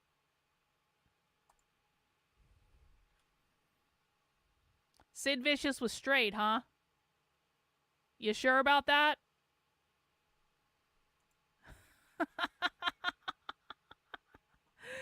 Again? In 1989, the 7th issue of DIY queer punk fanzine JD entered a giant photocopy of a picture of Sex Pistols bassist Sid Vicious reclining in a bed with manager Nils Stevenson, a dazed and suggestive look in both of their eyes. Emblazoned on the side of the page in all caps was the declaration, "All punks are gay," directly confronting the reader and forcing them to question the two men's presumed heterosexuality. To the normative heterosexual gaze, this declaration might seem jarring, but if you... What did this person just say? I'm going to turn the volume down a little bit. What did this person say? To the normative heterosexual gay... Well, no, hang on. Again. Heterosexual gaze, two men's presumed heterosexuality. To the normative heterosexual gaze. To the normative heterosexual gaze. That's one category. This is what I told you guys earlier about in queer subculture, heterosexual does not mean one man and one woman. It means adhering to normativity. This person, within the first minute of this video, created a whole category of people, the normative heterosexual gays. The gays were considered to be heterosexual because they adheres to normativity. No. Gays. Gays. You're not listening. Gays. This declaration might seem jarring, but if you know the real history of punk, it only confirms. And by the way, again, stick around because in the next documentary, they are going to explicitly tell us that straight means normal. Like there's a whole scene in that. We made a clip of it last time we watched it. There's a whole scene of a monologue that someone does where they explicitly explain that straight means normal. Straight is not about being homosexual or heterosexual rather.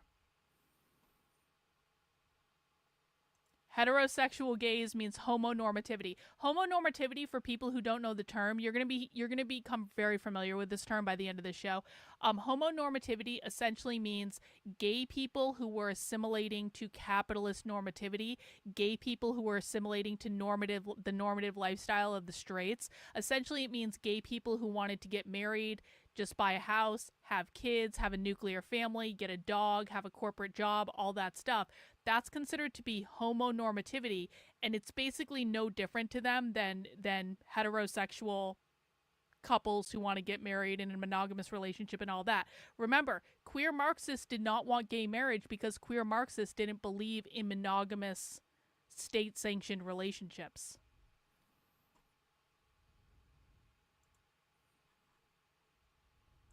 What most of us already know to be true. Queerness has always been intrinsically linked to the punk movement, both overtly and covertly.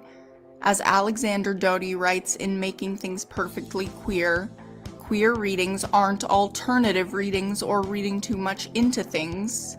They result from the recognition and articulation of the complex range of queerness that has been in popular cultural texts and their audiences all along.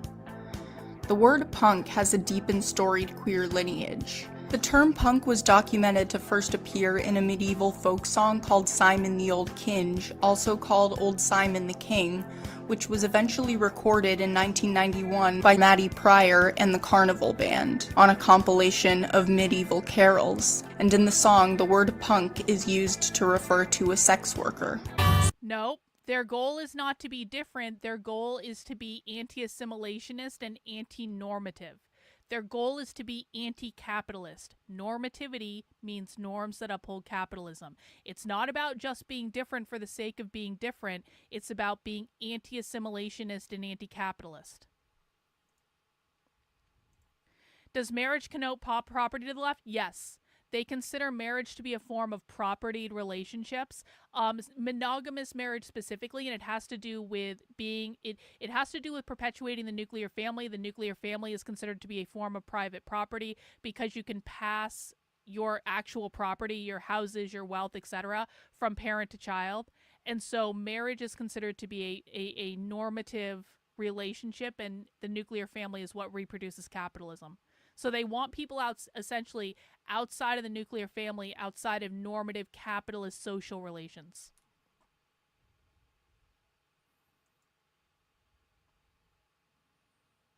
So fellows, if you be drunk or frailty, it is a sin no more to keep a punk. The term was later picked up by Shakespeare, who used the word in Measure for Measure, where Lucio says to the Duke, "My lord, she may be a punk, for many of them are, neither maid, widow, nor wife." The most problematic use of the word punk was in the 1930s, when a slang-obsessed clarinetist named Mez Mesro defined punk as a young man who plays the feminine role in a homosexual relationship. Oh, no shit. Queer rock and roll pioneer Little Richard has a famous quote that reads, "I went through a lot when I was a boy. They called me sissy, punk, freak." Later in the 60s and early 70s, queer male inmates in San Francisco and New York prisons began to wear the word punk as a badge of honor. Bands like the Stooges, the New York Dolls, and the Velvet Underground all had members who were formerly incarcerated, as well as members who were queer and had connections to queer art scenes, specifically the Velvet Underground and their work with Andy Warhol and superstars like Candy Darling, Holly Woodlawn, and Jackie Curtis.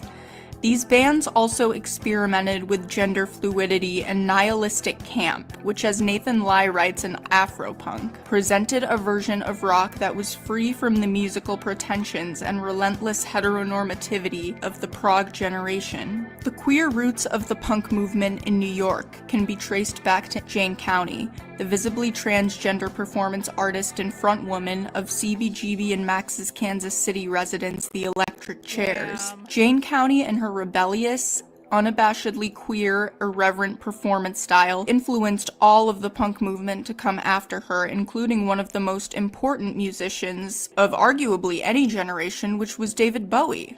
According to County, soon after witnessing the gaudy spectacle of Warhol's Pork in 1971, Bowie upped the ante of his stage shows, adding makeup and sparkly accoutrements to his queer sensibility, which was already visible on the cross-dressing cover of his album The Man Who Sold the World in 1971. Fellow glam rockers the New York Dolls did the same, regularly dressing in drag while singing the songs Trash and Personality Crisis, a shtick that garnered them quick notoriety, including with tastemaker Malcolm McLaren, who, enamored with the Dolls' crappy old lipstick and tardiness, was inspired to bring punk back to the UK, eventually becoming the impresario of the Sex Pistols. Even the skinny jeans, white t-shirt, and leather jacket look that came to be identified with such punk rockers as the Ramones bore striking resemblance to the clothes worn by gay male hustlers at the time, giving this look its own queer connotation, at least for those in the know, who was anyone paying close attention, as at least one member of the Ramones, Dee Dee Ramone, spent time as a gay-for-pay hustler in the early 1970s. He later recorded his experience in the song 53rd and 3rd, named after the famous cruising spot where he worked, and told an interviewer that the song speaks for itself. Everything I write is autobiographical and really real. Omnisexuality is also referenced in the Ramones' We're a Happy Family, which undercuts the presumed heterosexuality of the idealized nuclear family by surprising listeners with the revelation that daddy likes men. This element of queerness in punk was very much present in cinema as well, with directors like John Waters and stars like Divine. In some of Waters' most famous films like Pink Flamingos, Female Trouble, and Multiple Maniacs. I always identified with the punk community, which was gayer than it ever admitted. Pink Flamingos was a punk film, but we didn't have a name for it yet. Give us some of your political beliefs. Kill everyone now. Condone first-degree murder. Advocate cannibalism. Eat shit. Filth are my politics. Filth is my life. There were also Andy Warhol films like Hustler and Women in Revolt. And of course there was the most notable cult film and musical, Rocky Horror Picture Show, where the recently engaged couple, Brad and Janet, represent the quote-unquote pure, heteronormative ideal, and Frankenfurter and his ilk represent queerness, the sexually liberated, the quote-unquote other. The LA punk scene also has a deep queer lineage. One of the most influential figures was Vaginal Davis, a black queer intersex performer who emerged on the LA scene in the late 70s with her band The Afro Sisters, who opened for the Smiths at one point. Davis's campy, satirical stage performances took jabs at white privilege, patriarchy, and heteronormativity. Her combination of queercore punk sensibilities and studio glamour was lovingly dubbed terrorist drag by queer academic scholar Jose Esteban Munoz. She was also on the forefront of queer zine making with her self-printed and self-published zines Crude and Fertile LaToya Jackson. Other influential queer punks were Alice Bagg from The Bags and, of course, Darby Crash from The Germs. Alice Bagg is a queer feminist archivist, and Darby Crash was one of the seminal figures in the LA punk scene. But it wasn't just his attraction to men that made him a queer icon. It was also the mentality that he lived by. Another important part of his legacy is the intense cult-like community formed around the Germs and their audience. The essay Annihilation and Innovation in the Punk Rock Commons by queer punk scholar Jose Esteban Munoz is one of the earliest written works to pave the way for modern-day queer fandom studies. Munoz writes about Crash filling the role of the sympathetic pariah and the struggle to separate the autobiographical from the mythical figure of Darby Crash. I am interested in the ways in which the Germs, their iconography, and their music allowed a kind of punk rock commons, a being with, in which various disaffected antisocial actants found networks of affiliation. Why are you debunking? Is the timeline what the most important thing is? Or are the ideas what the most important thing is? We can always go back and look at the timeline later. The ideas are what matter. The perspective is what matters. The language is what matters. The people are what matters. The zines are what matters. The propaganda is what matters. The timeline is not what matters. And belonging that allowed them to think and act otherwise together in a social field that was most interested in dismantling their desire for different relations within the social. Crash had a fantasy about a germs burn, which was a unique ritual that imagined a certain futurity through the act of burning a circle onto the flesh of the germs devotee with a cigarette. The afterlife of Crash's ritualistic scarring is the stuff of punk rock legend. Figures like Crash, Davis, and Alice Bagg paved the way for the Queercore movement. Queercore is a punk movement that took place in the 80s and 90s in the midst of the AIDS crisis, trans erasure, and Bowers versus Hardwick, when queer people in punk began to create their own spaces that catered to the needs of queer people who weren't interested in assimilating into mainstream culture. These bands included the likes of people who were, well, that's quite a freeze frame right there. That wasn't actually what I was expecting.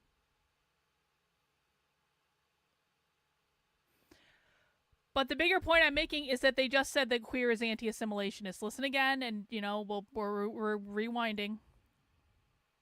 They said explicitly that queer is anti-assimilationist.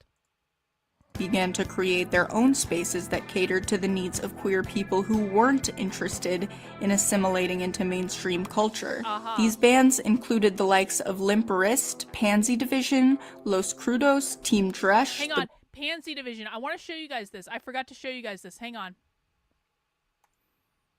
Pansy Division is a queercore band that toured with Green Day in the 90s. This is Pansy Division. There's a whole documentary about this. We're going to watch this week. We're not going to do it tonight. But there's a whole documentary about the Pansy Division tour with Green Day. Look at Pansy Division's website. What's that symbol right there? What is that symbol on Pansy Division's website? Anyone know what I'm... yeah, the upside down pink triangle. The upside down pink triangle means queer anarchism. So we'll watch this documentary this week sometime.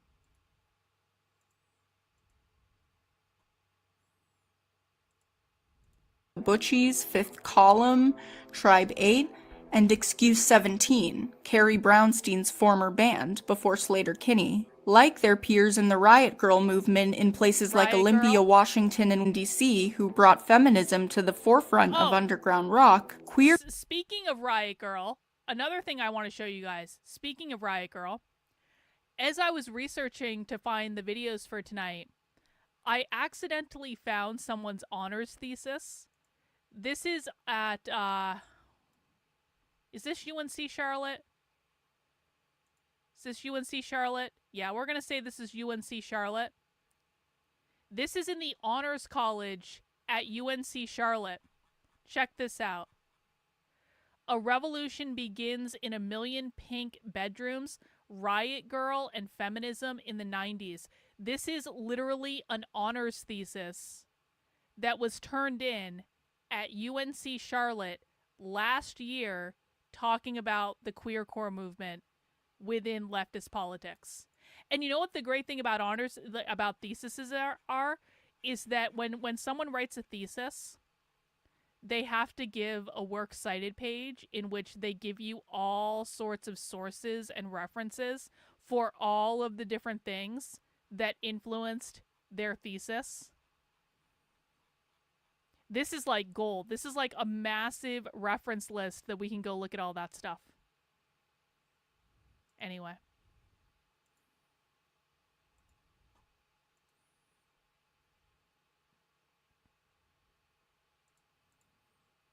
Queercore brought explicit queerness to the forefront of punk. The terms queercore and homocore first appeared in the queer punk scene JDs in 1985.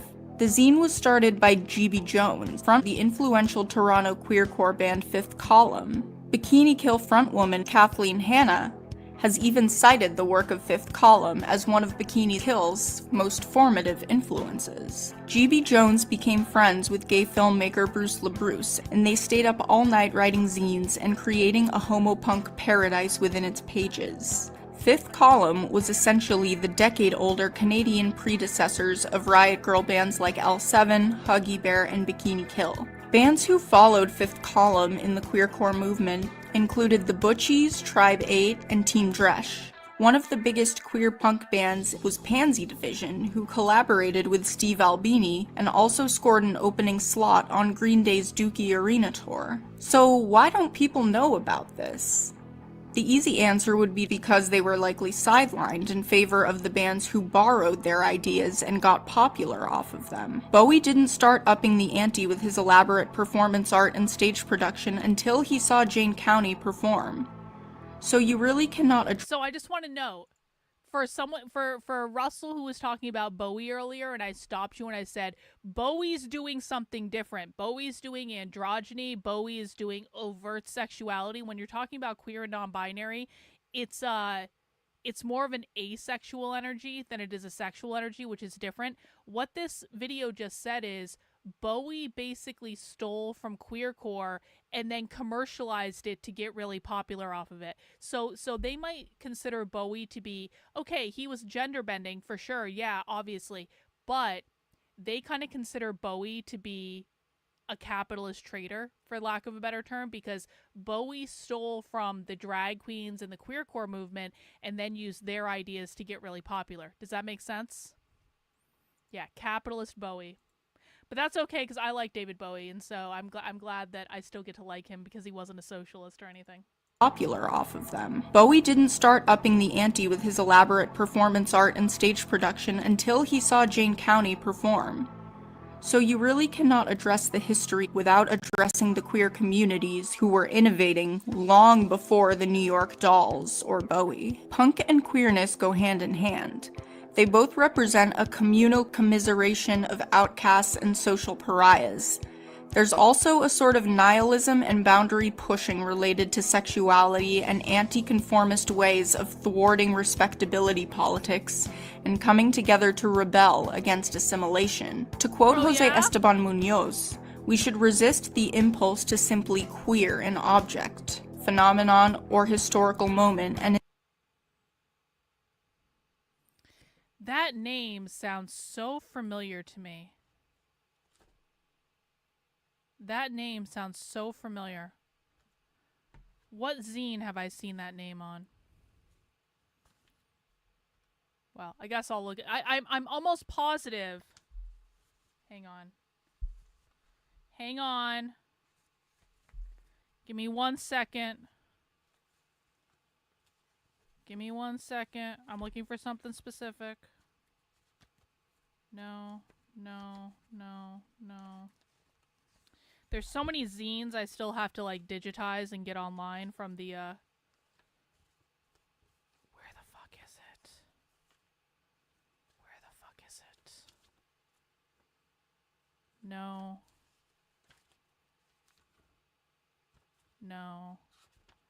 Okay, I'm crazy. I feel like I've seen that name somewhere on a zine though, is the point that I'm making, but anyway. Ways of thwarting respectability politics and coming together to rebel against assimilation. To quote Jose Esteban Munoz, we should resist the impulse to simply queer an object, phenomenon, or historical moment and instead attend to it with the understanding of lines of queer genealogical connectivity as something other than tautological. Queerness is not a subtextual or alternative reading of punk. Queerness has always been there, and you really cannot address the culture of punk without acknowledging the queer creators, from musicians to DIY zine makers and writers who helmed the movement. This barely even scratches the surface of how many LGBTQIA musicians have influenced the trajectory of music history. It is not uncommon that queer people end up having to mine our own history. Punk has become commodified, watered down, and straight-washed so much, and that has been happening ever since people like Malcolm McLaren and Vivienne Westwood opened up shop. But it shouldn't be any surprise that punk, a culture and a DIY community that cater to people outside the status quo that mainstream society never served, has always been inherently queer. And this new wave of queer punk bands surfacing in the digital age is not a new thing. It is simply part of the reckoning where everyone is collectively recognizing that queerness has, as Alexander Doughty so swiftly put it, been there all along. It is here to stay, and there's nothing you can do about it. All right. So that's a good little explainer video. Lots of stuff I want to go back and mine in that. But we are going to go into our main event, guys, and that is going to be the hour and 20-minute Queercore documentary. This is called How to Punk a Revolution.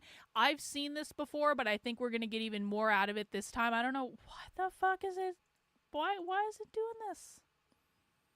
Why is it doing this?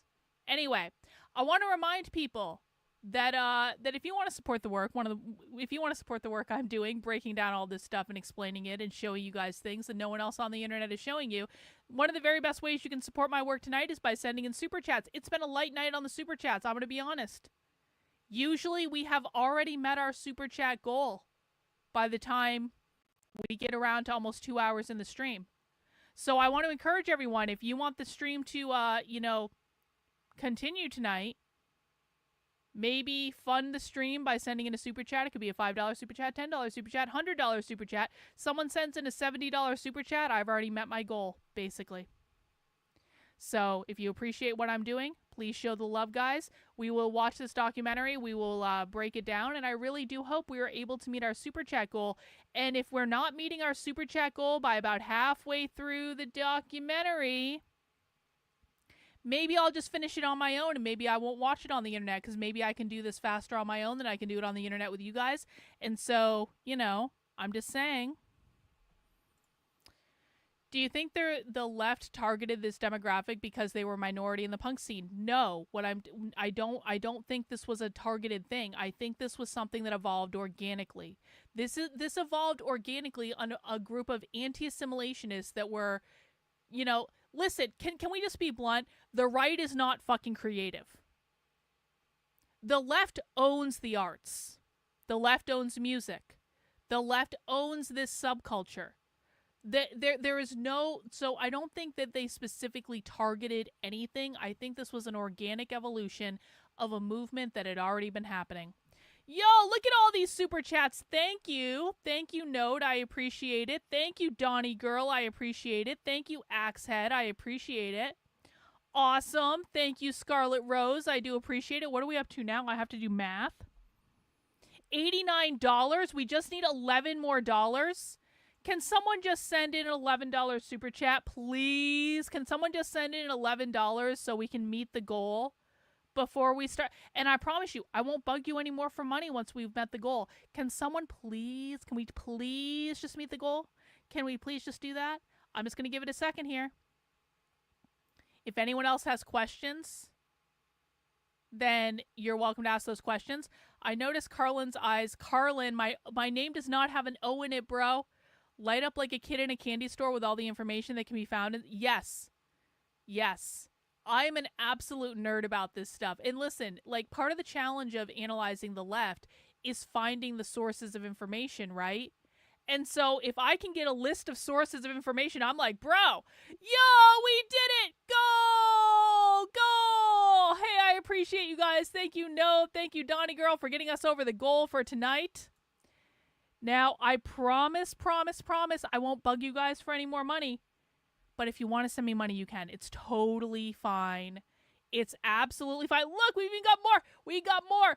Brooks in. We got Bill in. I'll send a super chat seeing as I have survived the earthquake yesterday. It was a little one. Well, Bill, I'm very glad to hear that you made it through that torturous event of an earthquake. I appreciate that. Okay, let me see. What are we up to? Up to $128. Awesome, awesome, awesome.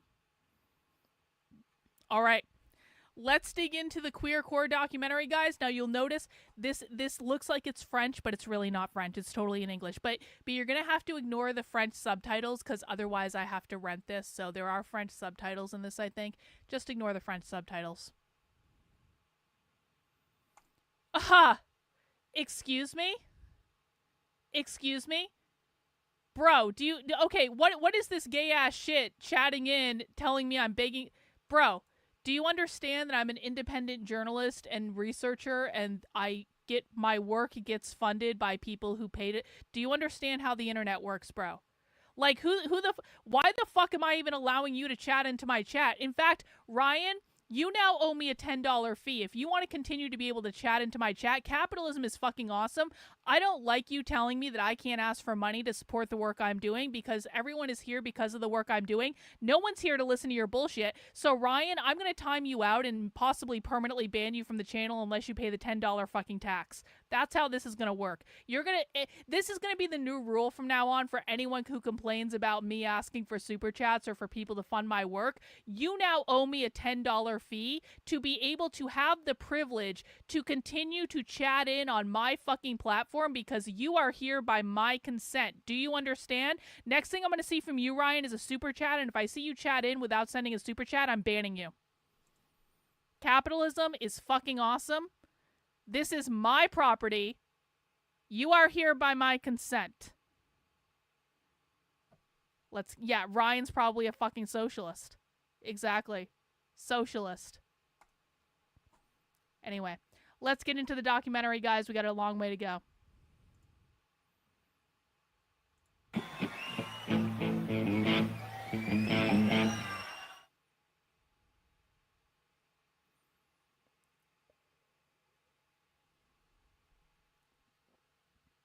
I don't have high hopes for Ryan either. Ryan's gonna get himself banned. Whatever. It's his choice.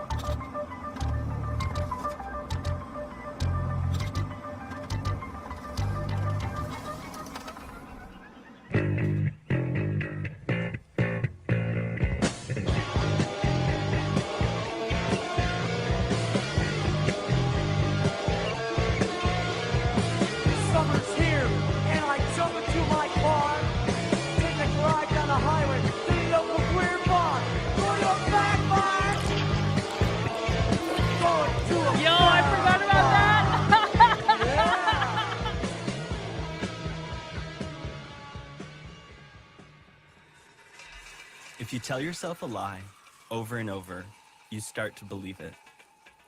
When imagination takes over, when we close our eyes, ideas and fantasy worlds start to form. Daydreams, moments free of constraints and rules. Truths can be thrown out the window or rearranged in a new image. Homocore, Queercore, started as a secret society, a make-believe world, a farce that became real. Conceived a generation before the internet by a couple of frustrated 20-year-olds. They punked a revolution on their own terms.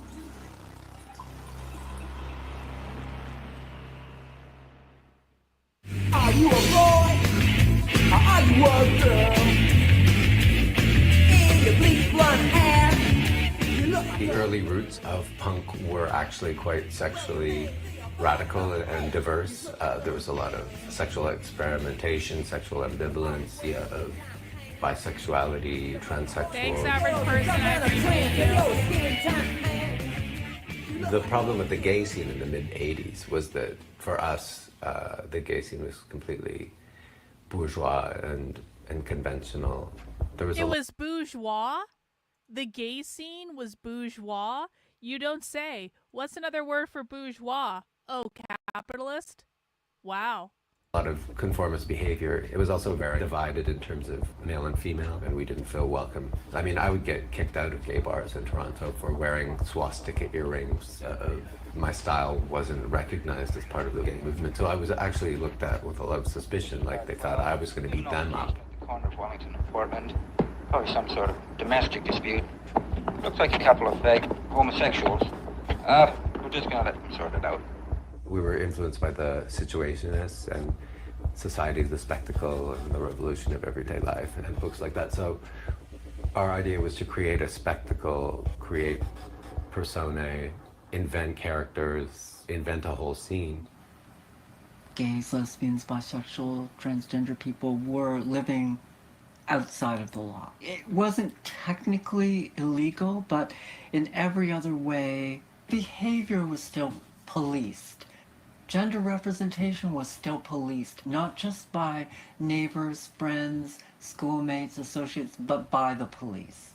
People were being arrested. My friends were being beaten up on the street. So we decided that we would form a ragtag gang of queer revolutionaries. You had to be queer, an outlaw by birthright, so to speak. There would be no dress code, no Queer is being an outlaw by birthright. style, no fixed symbol or logo. We'd be more like a pack of wolves than a full-fledged existing gang. And that was fine by us. We want to be a circus, not a church.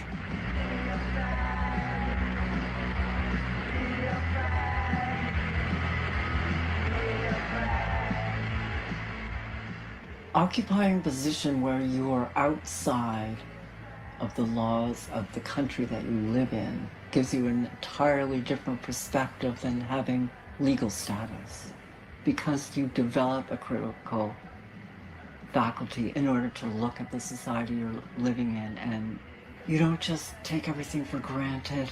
You learn how to examine things and navigate through a hostile landscape.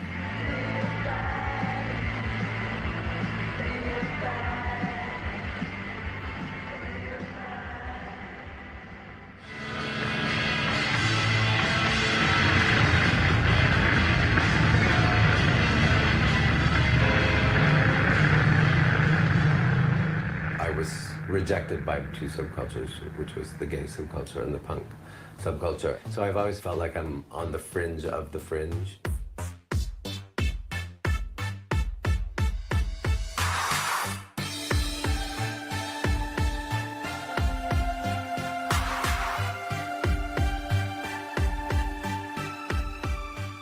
In Toronto in the 80s, there was a hardcore punk scene, but there wasn't an alternative scene for queer kids. So our strategy was to pretend that Toronto had a full-fledged, crazy gay punk scene already happening. And it was dykes and faggots together and transgendered people and everyone already fighting against not only the bourgeoisie within the gay orthodoxy, but against the macho punks who weren't as radical as they claimed to. Fighting the bourgeoisie within the gay orthodoxy. Fighting the capitalism within the gay establishment. Fighting the normie LGBT rights activists that just wanted to assimilate into capitalist culture. Gendered people and everyone already fighting against not only the bourgeoisie within the gay orthodoxy, but against the macho punks who weren't as radical as they claimed to be, who couldn't deal with homos and dykes.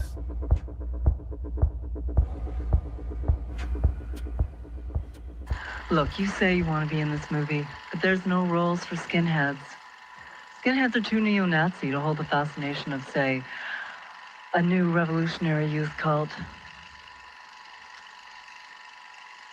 So, what's it gonna be?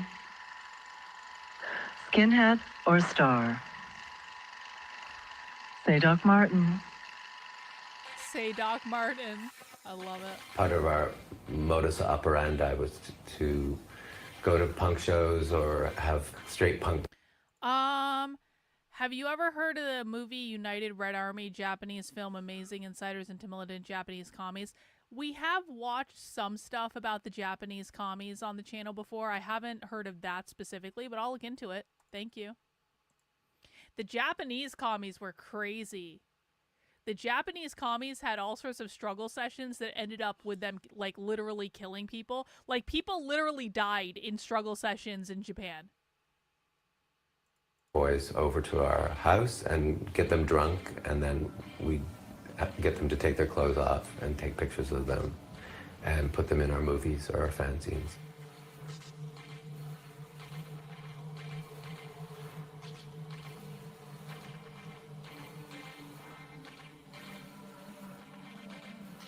Yo! I didn't remember. I didn't remember there was dick in this. I'm sorry. I definitely remember there were boobs in this. I was not expecting to see dick.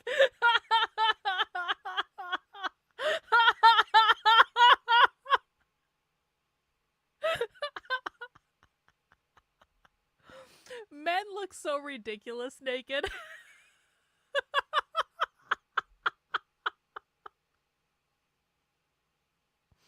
Okay, I'm not gonna rewind. You guys don't have to see it again. It's fine. Covered an upfront cult-style Pledge of Allegiance under the banners of good old punk rock, sex, and violence. Should have known there was gonna be dick. I should have known. We were convinced that no one was going to take us seriously. But people did. Dozens of them. And it actually worked. I mean, people thought that Toronto was the hub of this hardcore gay punk movement, and it turned out to just be me and two women who sat in their basement and churned out alternative publications and experimental movies. I had read a lot of situationist theory, and I had certain ideas about what happens when you push situations in a culture to the breaking point, and when you reach a point where society can't contain the contradictions any longer, it forces a change. If the theory was right, and it was right. I met GB and Fifth Column, the girl band that GB Jones was a member of. They were, in their way, deeply feminist, as I was, and then I just started go-go dancing for them shortly after that. What did you bring? Oh, I brought my new Go-Go Boy. Put on a song and he'll prance for us. Really? Okay. Oh, you insecure little bitch!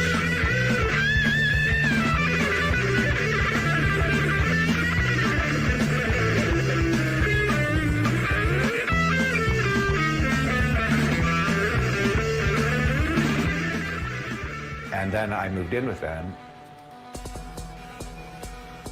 GB Jones already had amazing kind of unorthodox punk fanzines that had a lot of homosexual subtext.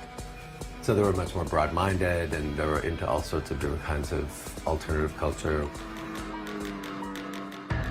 Zines are self-published magazines, the analog predecessor to blogs and social media. They were huge in the 80s and 90s. Traded at concerts. Yeah, bro, this has nothing to do with what we're fucking talking about, so you need to keep your opinion about the gays to yourself. I don't give a flying fuck if people are gay. There are a lot of gay people who watch this channel. Please be respectful. Sold for change at cool bookshops, or mail-ordered and delivered in a brown envelope.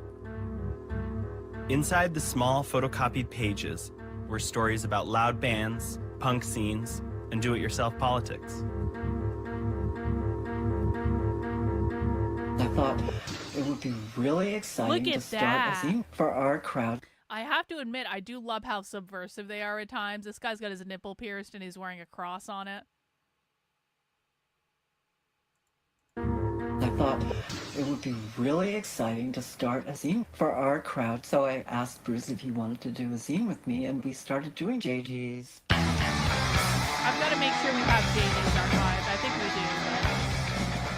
We lived in this really ramshackle, kind of squat-like building that was really falling apart and decrepit. And it was like this little punk community. And GB and I would sit upstairs and we'd do JDs. We'd cut and paste and write our manifestos. You guys hear that? The Cowboys will have a field day. I want to go and have some fun. Go where the action is. So who the hell are you to tell me who my friend Bruce LaBruce was also an invention. He claimed JDs stood for juvenile delinquents, but later for James Dean, J.D. Salinger, and Jeffrey Dahmer. Huh. He claimed he was a creation of G.B. Jones, having described himself as Frankenstein's monster. My philosophy of homosexuality has always been to embrace the things that make you different, to embrace the more radical aspects of gay identity. We even went as far to say in JD's, homosexual is criminal, and kind of like actually embrace the criminality of homosexuality. Yes, tons of shock value, because it wasn't activism, it wasn't protest, it wasn't about legalities and mechanism of the state. And on the other hand, it was about culture, aesthetics, glamour, stardom, freedom, all the things that can be used as opposition to the state.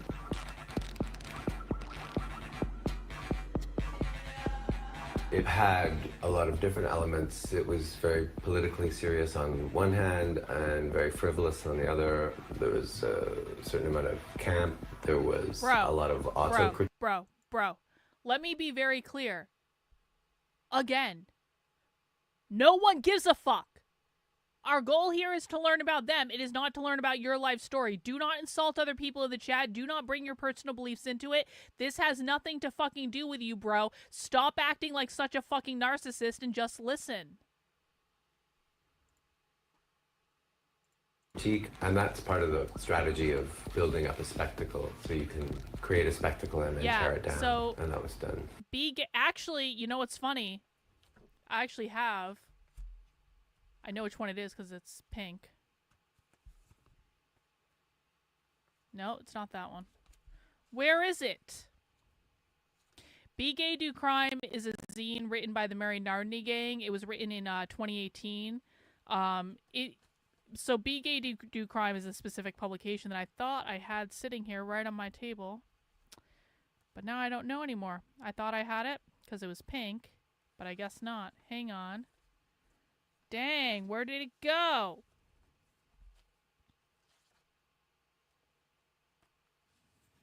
Anyway.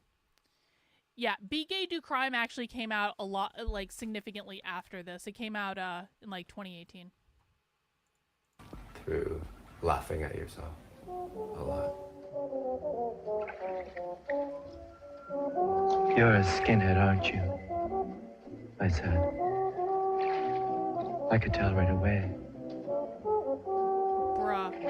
I happen to know a fair bit about skinheads. Believe it or not. Be Gay, Do Crime is a very popular slogan. Hobby with me. Yes. It is. It's An all obsession, Marxism. almost. You see, I'm a hairdresser. The Mary Nardini Gang was part of the Bashback movement that came up in the 2000s. The Bashback movement was about militant queer violence. Essentially, the Bashback movement evolved out of the ACT UP movement in the 80s. The ACT UP movement was about doing direct actions that were overt and in your face and breaking laws and all that stuff in order to gain visibility for whatever queer activist thing they were doing. Bashback grew out of that. The Mary Nardini Gang was a subset within the Bashback movement. The Mary Nardini Gang was a group of militant queer anarchists that was in Milwaukee starting in the mid-2000s. They wrote Towards the Queerest Insurrection, which is, it's almost like required reading for queer activists today. Be Gay, Do Crime is another one of their essays. They wrote that about 10 years later. You can find out more information in the, okay, bye, when everyone announces their departure because they're being whiny little cunts. I ban them on my channel, so bye, bro, bye. Imagine having the opportunity to learn and you let your feelings get in the way like that, like a little fucking bitch. Anyway, if you want to know more about the Mary Nardini Gang, there's actually a Bashback anthology. We kind of started reading it on the channel a while ago. And I highly recommend people look into it. And we've done it with a fair bit of it with the Counter-Revolutionary Book Club and things like that. So, yeah, he died. Yep. This is why conservatives always lose. They allow their feelings to get in the way. Conservative feelings trump all logic, all reason. I think it's because of Christianity personally, but whatever.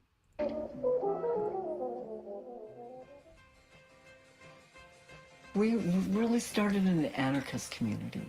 We didn't really start in the gay community. That was our milieu, really. And the punk scene and the post-punk scene and experimental filmmakers and artists. Like, that's really where we came out of. This isn't your movie anymore, it's our movie. Now you're in our movie. Why would we want to be in your movie? We can make our own movies. Yeah, now. Queer Ultraviolence. You got it, Emma. Yeah, we're gonna make our own movies. Yeah. You know, just as many perverts as you do to sell them to. Yeah. You don't want to make communication an elite thing. And I think that's really a lot of what punk was about, you know, a hands-on, do what you want, of the people type of a thing, you know. You didn't have to worry about that you didn't have access to the media, to television, and book publishing and whatever. You made your own. You made your own record, you made your own fanzine, you made your own scene. We talked a lot about how the roots of punk were very queer. And the original etymology of the word punk was based on jailhouse slang, where punks were the passive boys in jail who got fucked up the ass. That's crazy. I didn't realize that. Punk, when it started, there really was the potential for, you know, queer stuff, and there was, it was definitely there. I mean, it's kind of just under the surface, you know. Be quiet of the girls!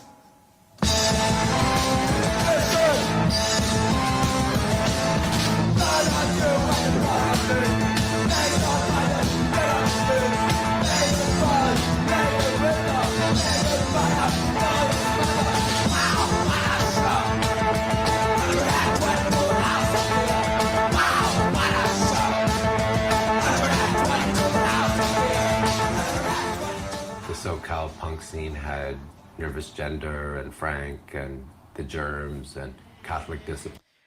Bashback was a movement that existed mostly between around 2008 to around 2012. There were official Bashback, or think of it a little bit like Antifa. It is a different group than Antifa, but there's a lot of overlap between Bashback and Antifa. Bashback existed mostly in the Midwest. There were specific, like, there was like Bashback Milwaukee and Bashback Chicago and Bashback Minneapolis and things like that, where they had specific groups of queers that were like, you know, fighting back or whatever. Actually, I don't have Be Gay Do Crime on my desktop, but I do have this. This is from Bashback. These faggots fight fascists. This is actually a picture from a pride parade, and it's a real thing too. I've actually seen the actual picture this illustration was based off of. So this was, they actually marched in a pride parade specifically with this banner, and this is a whole zine about all their stuff. We've got a bunch of these zines because I'm also working on a book about the Mary Nardini gang. Bashback was really, it kind of went quiet. It started to revive a little bit in 2003, but this past May, they actually revived Bashback Los Angeles at the Anarchist Book Fair in Los Angeles. And so, and I've said this too, we've seen Bashback signs all over the country. Actually, let me show you guys this since we're talking about it, and it's kind of relevant because you might find it interesting. Hang on. Bashback actually released a new manifesto right after Trump got inaugurated. And you can find out more information about this on my Substack because I covered it. So Bashback was really quiet for like a long ass time. And then they released this new manifesto. And you can see here, Bashback has been showing up at conservative things. So Bashback actually showed up. This was a Turning Point event on a college campus in April. You can see this Bashback sign with the upside down pink triangle. They're starting to show up again. You can see this was at a walkaway event in Los Angeles where the queers in West Hollywood made a big ass sign, Queers Bashback. If you go on to Blue Sky, you start to see all of these posts around Bashback. This is from the Los Angeles Book Fair, the Anarchist Book Fair. You can see Bashback was an official sponsor of the book fair and a vendor of the book fair.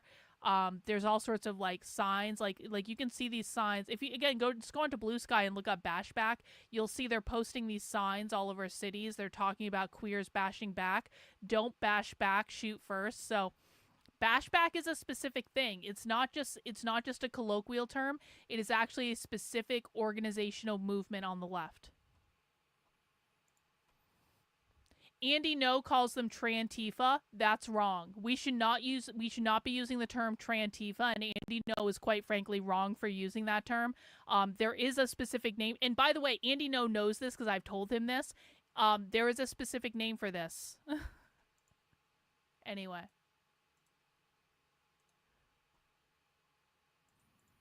An bands that represented alternative sexuality. No, that's not Antifa. That is specific to queer anarchism. Not all of Antifa are queer anarchists. The upside down pink triangle is specific to queer anarchism.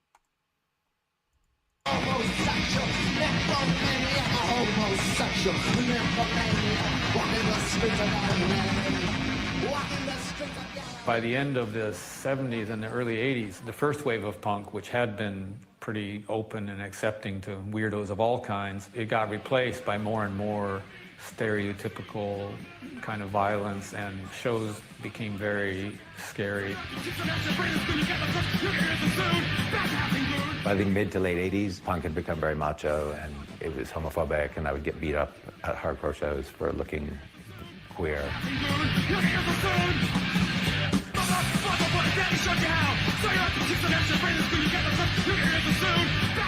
JD's was really a revenge zine. It was a revenge against the macho punk.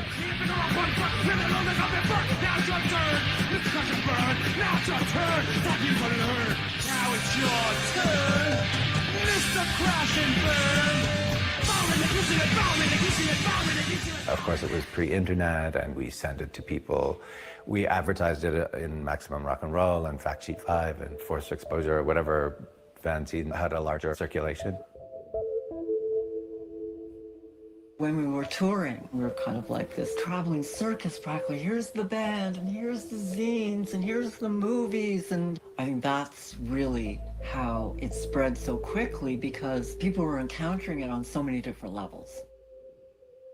So then Bruce and I kind of put across this idea that this is like a huge international movement, and people believed it.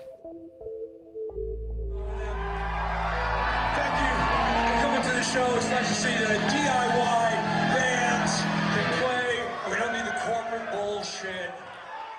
Although the kids in Toronto are mostly credited for creating homocore, they weren't the only ones. In Los Angeles, the punk drag queen Vaginal Davis ruled the scene. In San Francisco, two anarchists, Deke and Tom, started a zine they called Homocore, solidifying the name. We do have homocore in San Francisco. At that time, there was like this layer of like arty weirdos, and we were less concerned with who was gay or not than having like a cohort to hang out with. Punk and gay overlap was at the fringes. Tom expressed a lot of discontent over how he felt marginalized. It just felt like there was something missing. When we found JD's, it didn't have any straightforward manifesto or statement of purpose. It was an aesthetic created in an image that's text. We're like, fuck yes! I don't know why this is good, but this is really good.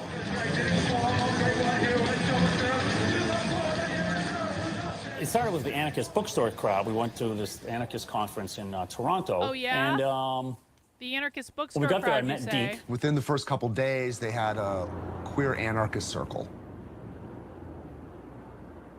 Where all the straight boys were all throwing rocks and getting all righteous. We were like hanging out, like, wow, queer punks, oh cool. Everybody wanted, scene reports, if you will. What's going on in your town? When it came my turn, I said something like, I'm the only person in my scene who's willing to be out.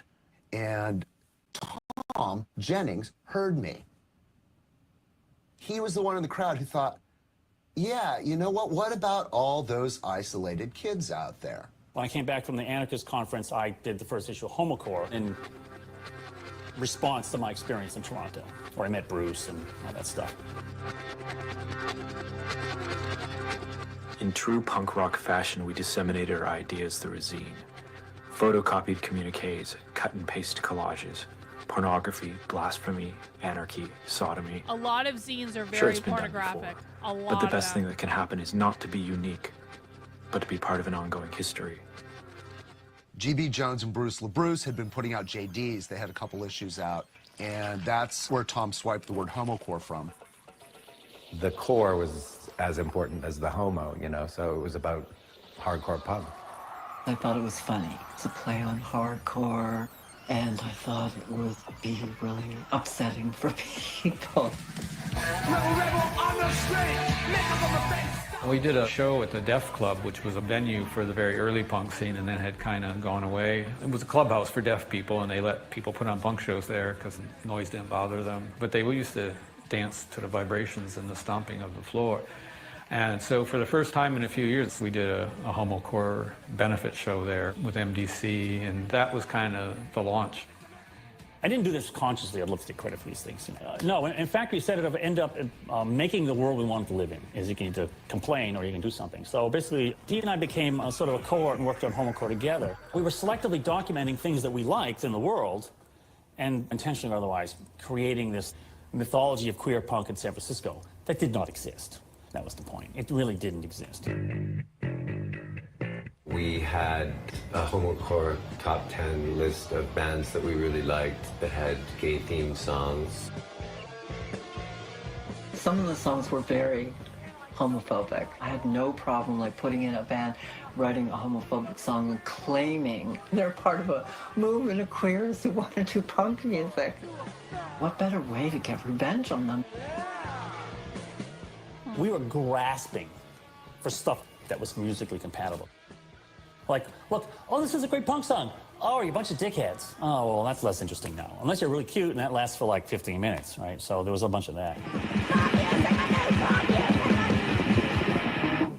Anti-Scruntype Action, ASF, I think it was the first real dyke band. The name Anti-Scruntype Action makes fun of, like, the straight girls that would go to the shows just to blow the guys in the band.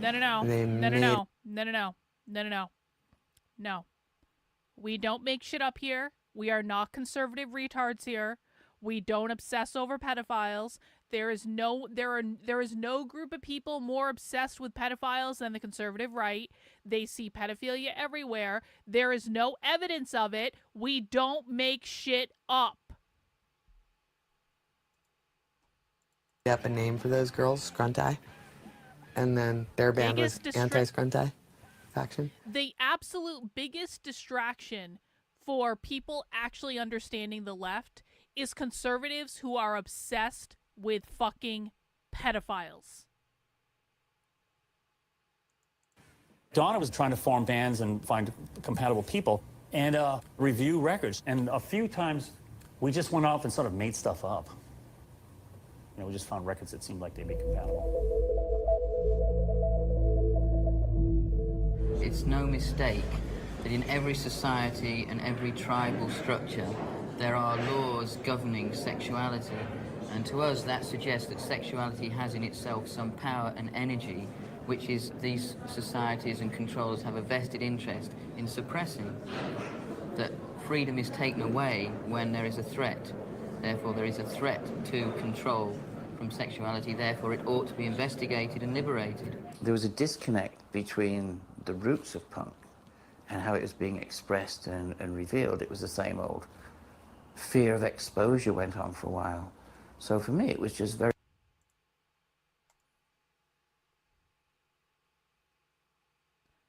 No one is saying they didn't make stuff up. The problem is when you're trying to understand the left and you just make shit up that has no basis in reality, you don't understand shit. It doesn't matter if they fucking made shit up. That doesn't give you license to be an unhinged retard. Do you understand the difference? We are studying a subculture. Did that subculture make shit up? Oh yeah, it did.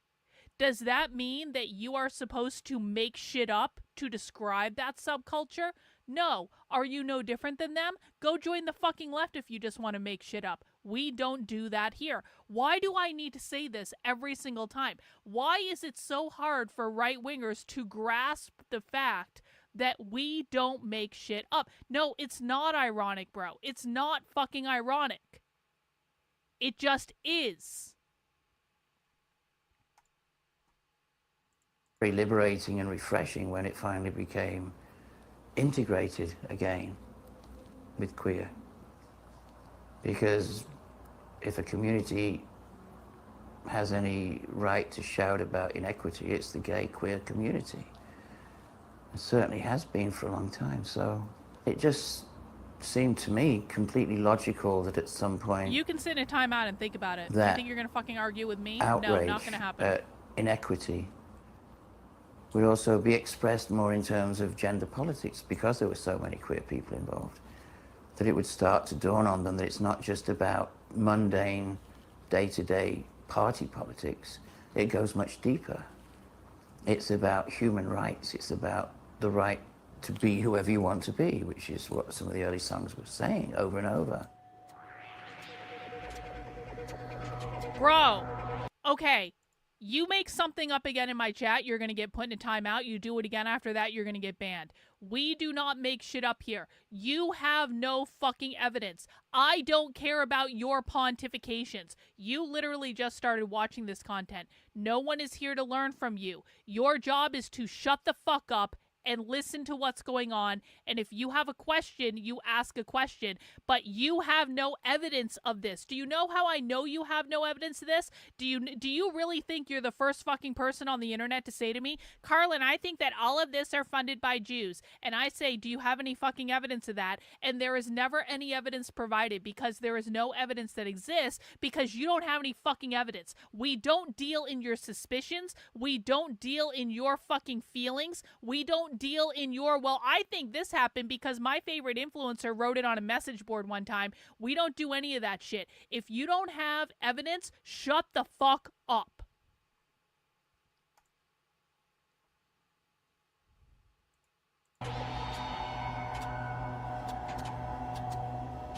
Meanwhile, AIDS had already devastated the gay community.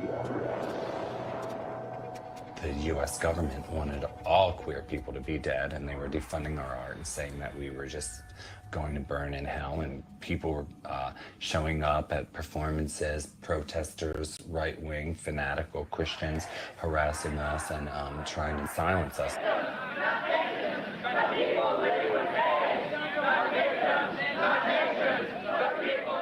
I was just wondering, do you think I'll be the next gay celebrity to die of AIDS? I mean, I've been lying here, thinking about them all. Well, I wouldn't worry about it. You're not that famous yet. Some people were doing ACT UP and felt like the first thing ACT UP. was to try to save our dying. Some people. What did I tell you guys earlier? ACT UP was one of the original militant queer movements. We've done a lot of, we watched an ACT UP documentary not too long ago. We've actually done several episodes on ACT UP.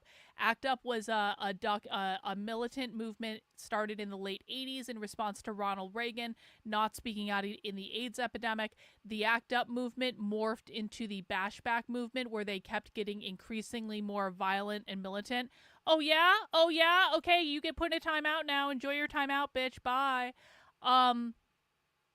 Again, it just like always amazes me. People come here and they don't fucking listen. They just want to pontificate and hear themselves talk in the chat. Anyway, the ACT UP movement evolved into the Bashback movement, and now we're seeing that the Queercore movement was absolutely linked to the ACT UP movement. You're not that famous yet. Some people were doing ACT UP and felt like the first thing was to try to save our dying. Some people felt like it's important to fight for the sick among us, but it's also important to have a life here and now. We can't just be reduced to dying of AIDS. We have to have our own culture, our own spaces, our own movements, our own,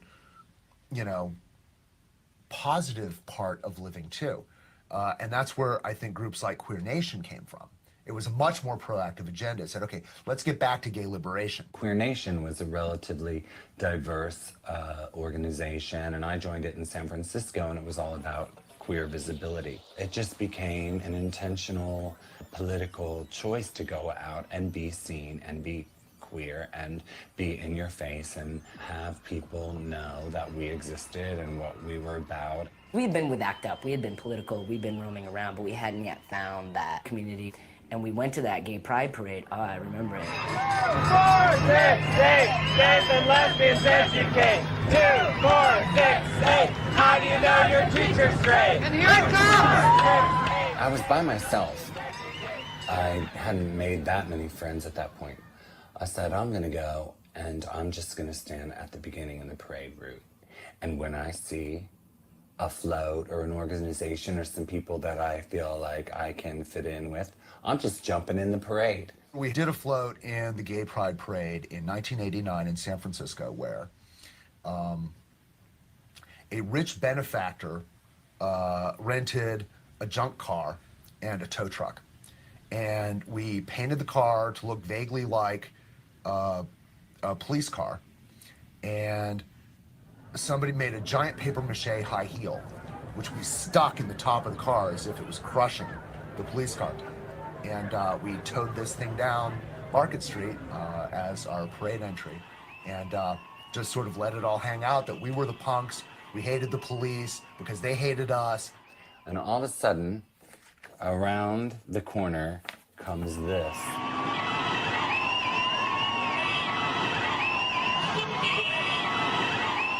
They pulled the cop car, they're all like around it, and I remembered that it was like a bunch of punks pulling out baseball bats and proceeding to smash the cop car, and I was just like, yes. Then on the trunk, they had taken an apple crate.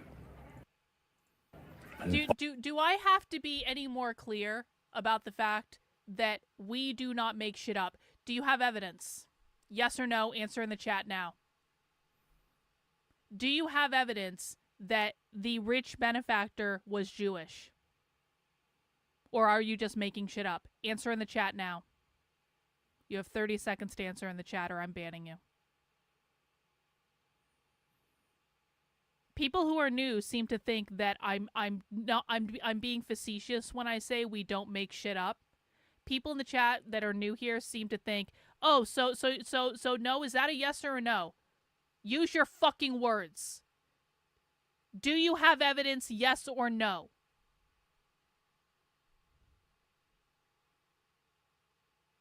If you don't answer the question I'm asking, or you try to deflect again, I'm permanently banning you in the chat. Do you have evidence, yes or no? Oh, you do what you please? I do what I please too. You're banned in my chat. Go away. We don't make shit up here. Bolted it to the trunk and filled it with high heels. So then I just jumped into the parade and grabbed a high heel and started. I do what I want. Yeah, well, you don't do it here. Destroyed this police car. Which I just love that we had these butch and femme memories. For me, it was a baseball bat. And for Justin, it was the high heel shoe. And so all of these people became my friends. Then I had a community. It was a life-changing day. It was really amazing. It was a crystallizing moment because we were like, that's our people. It is amazing. I'm going to rewind this and watch it again, but like, it is truly amazing to me how people never have any evidence for the things that they say. This is why we demand evidence for everything, guys, because the vast majority of people on the internet are just spouting off things that they have no evidence to prove. And it's kind of like, okay, you really care about the Jewish problem? People that talk about the Jewish stuff, they obsess about the Jewish stuff. They think about the Jewish stuff all day, every day. They're always watching videos about the Jewish stuff, and none of them can present any evidence at all. There is never any primary source evidence. Every single time they're like, the Jews are funding that. Where's the evidence? Do you have any evidence? Do you have any proof? No, I just think the Jews are funding that. And then they give me some piece of propaganda where they've put all sorts of Jewish people on a flyer or something, and they're saying, look at all these people who are Jewish. Yeah, that's real nice. Do you have any evidence that what you're saying is true? Do you have any proof at all? Is there any iota of a smidgen of actual primary source evidence? And they never have any primary source evidence. And it's kind of like, if you actually believe that what you say is true, don't you think you would want evidence of that? don't you think that you would have some primary source evidence? In fact, most of the people who talk about this Jewish shit, they don't even know what primary source evidence is. So, you're allowed to believe whatever you want. But as a reminder, you are in my classroom. I am not in your classroom. You are in my classroom. And when you are in my classroom, you play by my rules. And if you don't like it, there's the door. I don't give a fuck. If you want to make shit up, then go somewhere else. We hated the police because they hated us. And all of a sudden, around... If someone asks us, why does whiteness mean capitalism? We literally have clip after clip after clip after clip after clip of primary source evidence. I have primary source evidence for literally every single fuck off thing that I say. Why does this mean this? Oh, here's a video clip. So if you can't provide me with primary source evidence of what you're claiming, I don't want to fucking hear about it. The corner comes this.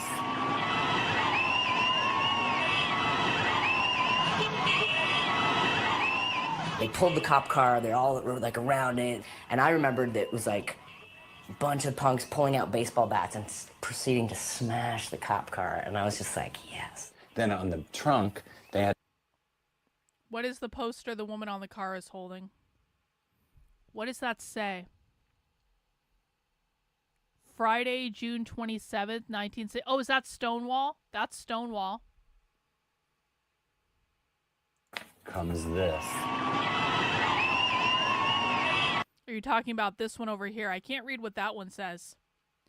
But this is the date of the Stonewall riot. They pulled the cop car, they're all This like one? around it, and I... Oh, yo, good spot. Good spot. They pulled the cop car, they're all like around it. Labels, hang on. She's got the word labels and then crossed out. Do you guys know what that means? That was Mizakan. Fucking epic spot, bro. Okay. Queer Marxists believe that all categories are socially constructed via capitalism. So, for example, we'll look at the gender binary because one of the main goals of queer Marxism is to abolish the gender binary, right? They believe that the gender binary, men and women, the socially constructed categories of men and women, were created by capitalism. They don't believe that men and women are real biological things. They believe these are just labels that we put on these groups of people, and those labels were created by capitalism based on reproductive function, where men are in the workplace where they have all the power and all the money, women are in the home doing the unpaid labor of having and raising the next generation of proletarian workers under capitalism, which perpetuates the system of capitalism via the nuclear family. So the gender binary stuff isn't as important right now as the labels for the group. The labels, the socially constructed categories, were created by capitalism. They believe this of everything. They also believe this of white and black. By the way, race is a socially constructed category. All of these things are categories. Now, what people don't understand about queer Marxists, and this is going to seem counterintuitive, but this is absolutely what they believe. Queer Marxists do not believe in identity politics. It's liberals that believe in identity politics. Queer Marxists want to get rid of all categories. They want to get rid of all labels. Yeah, we're talking like straight, gay, bi, white, black, abled, disabled, healthy, fat, whatever. Queer Marxists want to get rid of all labels. They want to get rid of all categories. So when we're going back to the example of gender, what is the queer Marxist answer to the gender binary? It's non-binary. Non-binary, they, them, is the rebuttal to the gender binary. Non-binary means no binary. However, non-binary in and of itself is also a category. So you might say, okay, so they're replacing one label with another label. But hang on. There are queer Marxist writings. There's a specific paper called Gender Nihilism, in which gender nihilism argues to get rid of the category of non-binary as well. So non-binary for queer Marxists is a transitional thing. it's like they understand that they need to transition people away from using the gender binary. If they want to eliminate the categories of men and women, which they absolutely want to do, this is why you see so many people identifying as non-binary or they, them, or some other weird set of pronouns. They want to move people away from the category of men and women. They're trying to move them into the category of non-binary. But in this gender nihilism stuff, there is also an acknowledgement that the category of non-binary will eventually need to be eliminated because they believe in the elimination of all categories. So when you're seeing this no labels thing, that's what that is calling for. It is calling for the elimination of identity politics. It's calling for the elimination of identity to begin with. It is calling for just a world in which there are no categories at all. Andre, shout out to you, Doctor, for putting evidence illiterates in their illiterates in their places. There's a lot of primary source illiterates. Yeah, there are a lot of primary source illiterates. I appreciate that, Andre. Thank you.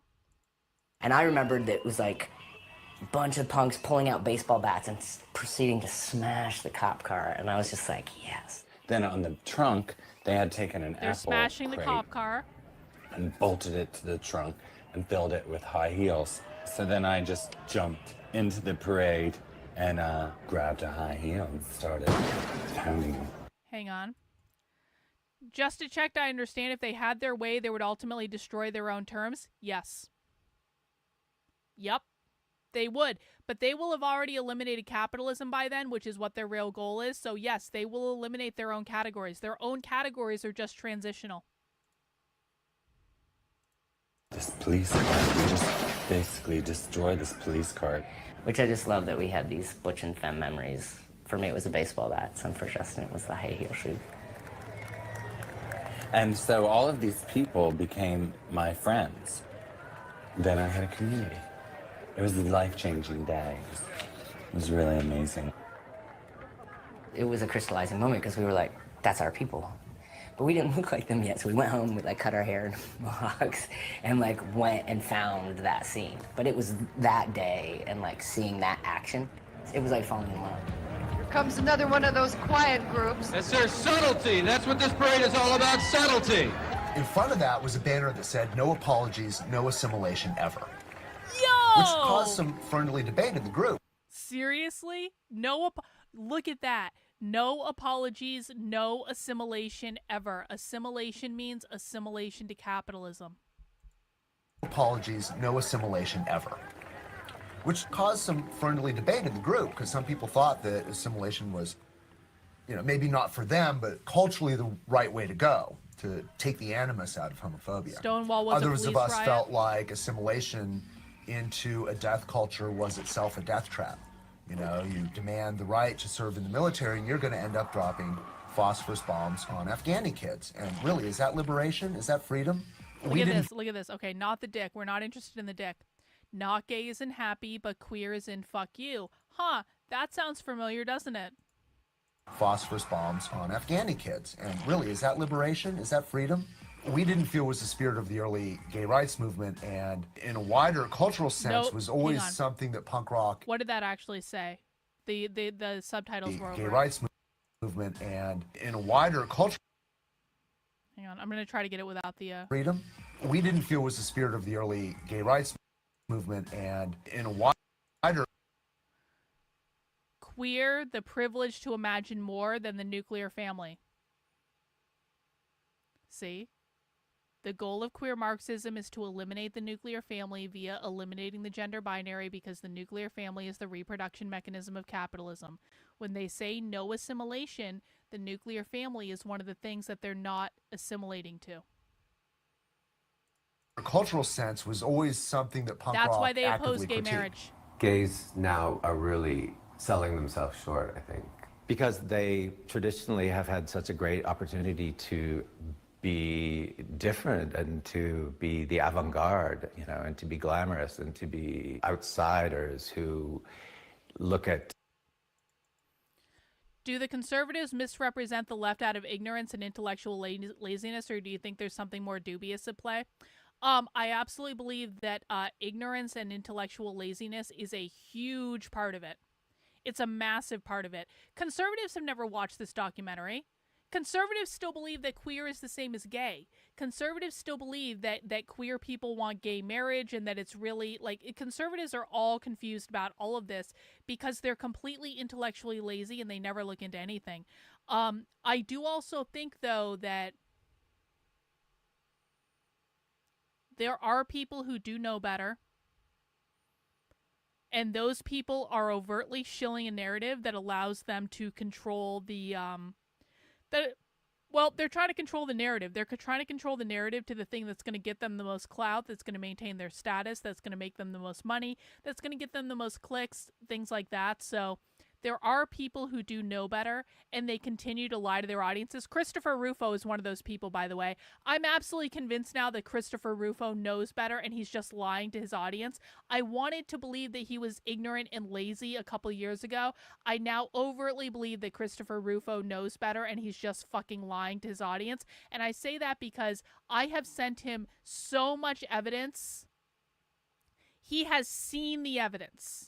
So Rufo has either chosen to ignore the evidence, in which case he is one lazy motherfucker, or he has decided to craft a narrative that suits him. And I think that it's pretty obvious if you just look at his Twitter feed that he is crafting a narrative that keeps him high status and relevant.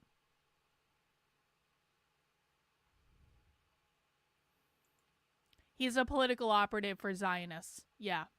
And he's got Harmeet Dillon in his back pocket, and I gotta say, I am so fucking disappointed in Harmeet Dillon. I really thought better of Harmeet Dillon.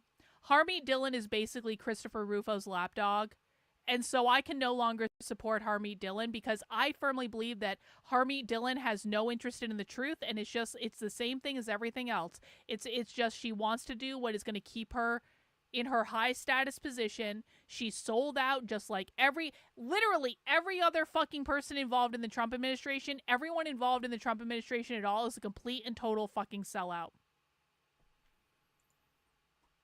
Yeah, it sucks.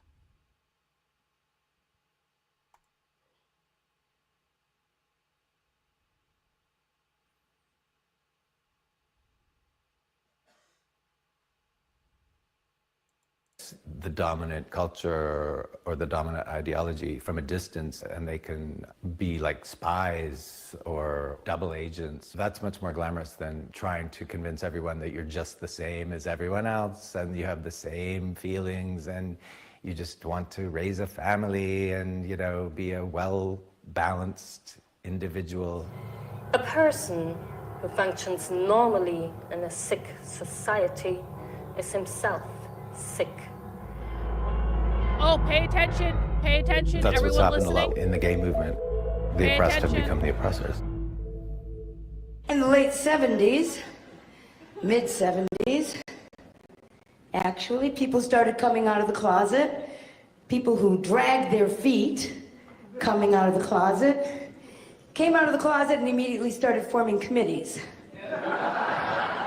where they tried to tell the rest of us who were never in the closet what we could say and what we could do.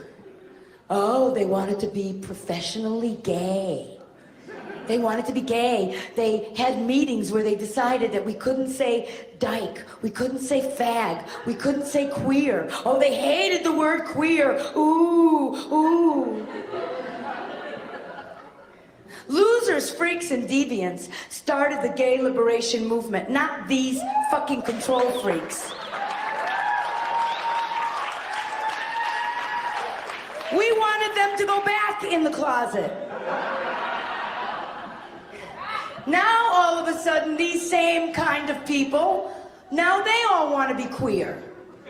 Well, they're not queer. Queer means you have no friends. Queer means that you have sustained a period of rejection, isolation, and exclusion so profound that it marks you as an outsider forever. Huh. You know, in the 60s when we said straight, we never meant heterosexual. We meant narrow-minded. And the gay world has gotten to be a straighter and straighter and straighter place. All right. See, for anyone who doubted me earlier when I told you that when they say straight, they don't mean heterosexual. They don't mean one man and one woman. They mean normal, normativity, the norms that uphold capitalism. So we're going to go back and we're going to listen to this whole thing again.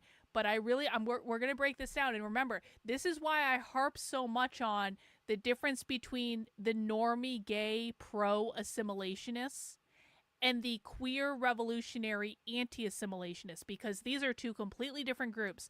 What this person is talking about is all of these queer people existed in this subculture in the 70s, and then all of a sudden, the normie gay people showed up, and the normie gay people wanted to say to the queer people, you guys have to assimilate to act more normal. And the queer people were like, fuck you, we're not assimilating. So what they're doing is they're saying the normie gay people who just wanted to get married and have a family and be accepted in society, they're saying, you're not queer, you're not part of our movement, we are not fucking assimilating to normal culture. When they say straight, that's what they mean.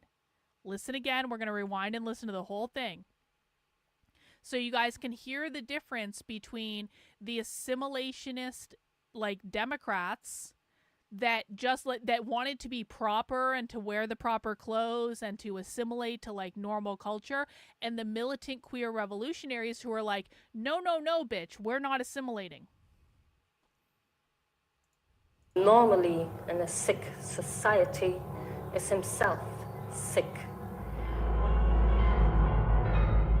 That's what's happened a lot in the gay movement. The oppressed have become the oppressors. In the late 70s. That's what what it just said is, in the gay movement, the oppressed have become the oppressors. So what they're saying is, these fucking gay people just came out of the closet, and now they're trying to oppress us by getting us to assimilate to capitalism. We don't want to assimilate to capitalism, but the gay people, the professional gay people, are trying to get us to assimilate. Fuck them.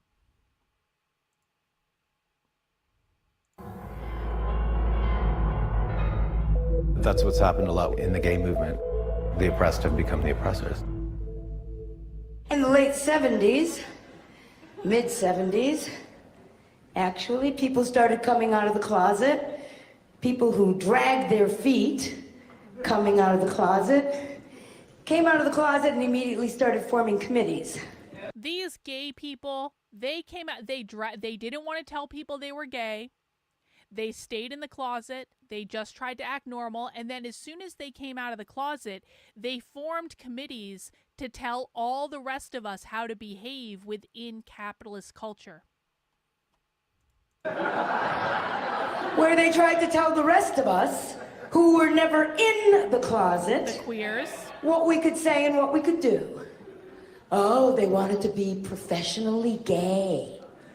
They wanted to be gay. They had meetings where they decided that we couldn't say dyke, we couldn't say fag, we couldn't say queer. Oh, they hated the word queer. Ooh, ooh.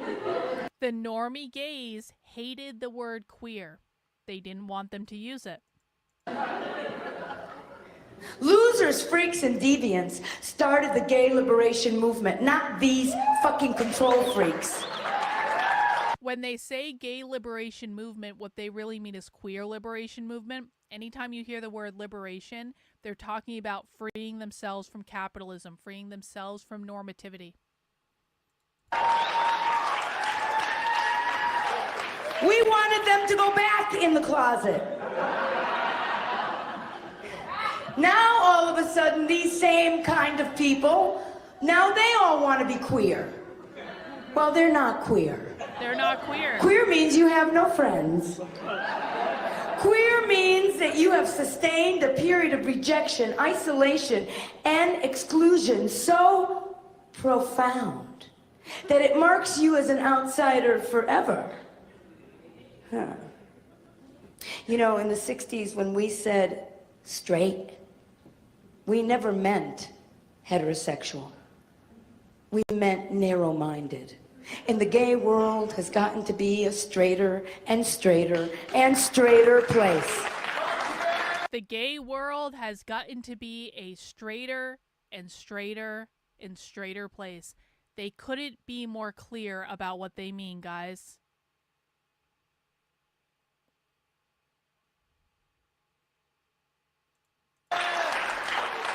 And I don't have any preparation or any inclination to live in a completely straight world. This journey of freedom can only really begin when all are one sex, one gender, one truth. Queer to me means refusing to be part of the status quo, refusing to accept the mantle of so-called normalcy. Actually, queer means refusing to be part of the status quo, refusing to accept the mantle of normalcy. And so this is kind of like, so this sounds a little bit like Derek Halperin, right? Derek Halperin gave one of the, I think it's Derek, it might be David, I'm pretty sure it's Derek. Derek Halperin gave one of the primary definitions that's used of queer. Queer is against the normal, the legitimate, the dominant. I think that this definition of queer and this subculture, I think that Halperin was involved in this subculture. So my premise is that the academics who became the queer theorists that are quoted today, with the well, Foucault I think was also involved in this, but Foucault was older. If you're looking at people like Halperin, if you're looking at people like Judith Butler, I'm pretty sure that they were involved in this punk queercore subculture, and then they took the ideas from the punk subculture and they wrote academic papers about them. So oftentimes people think that the subcultures come after the academics. Like Karl Marx wrote a paper, Engels wrote a paper, and that inspired, millions of Marxists or whatever, but it started with them writing a paper, and then activists became inspired by that. With queer, it's actually the opposite. The subculture came first, and I firmly believe the academics were involved in this subculture, and it was because of this subculture that inspired them to write things like Judith Butler's Gender Trouble. Like Halperin saying queer is against the normal, the legitimate, the dominant. I bet you that this interview took place before Halperin created that definition, or that this definition was already at play before Halperin created that definition. I could be wrong about that, but all the evidence I have, and I've been looking into this for a minute now, and I'm writing a whole chapter about the academic influences on queer, I'm pretty sure the academics were involved in this subculture. Like, they were going to underground sex clubs. Gail Rubin was involved in the BDSM scene in San Francisco. They were going to these sex clubs. They were going to these music scenes. They were involved in BDSM and all that. That's a whole nother part of queer culture. And because they were involved in that, they took that into their academic work, and then they wrote papers that were inspired by the subculture they were in. The subculture dictated the direction, not the academics. One gender, one truth.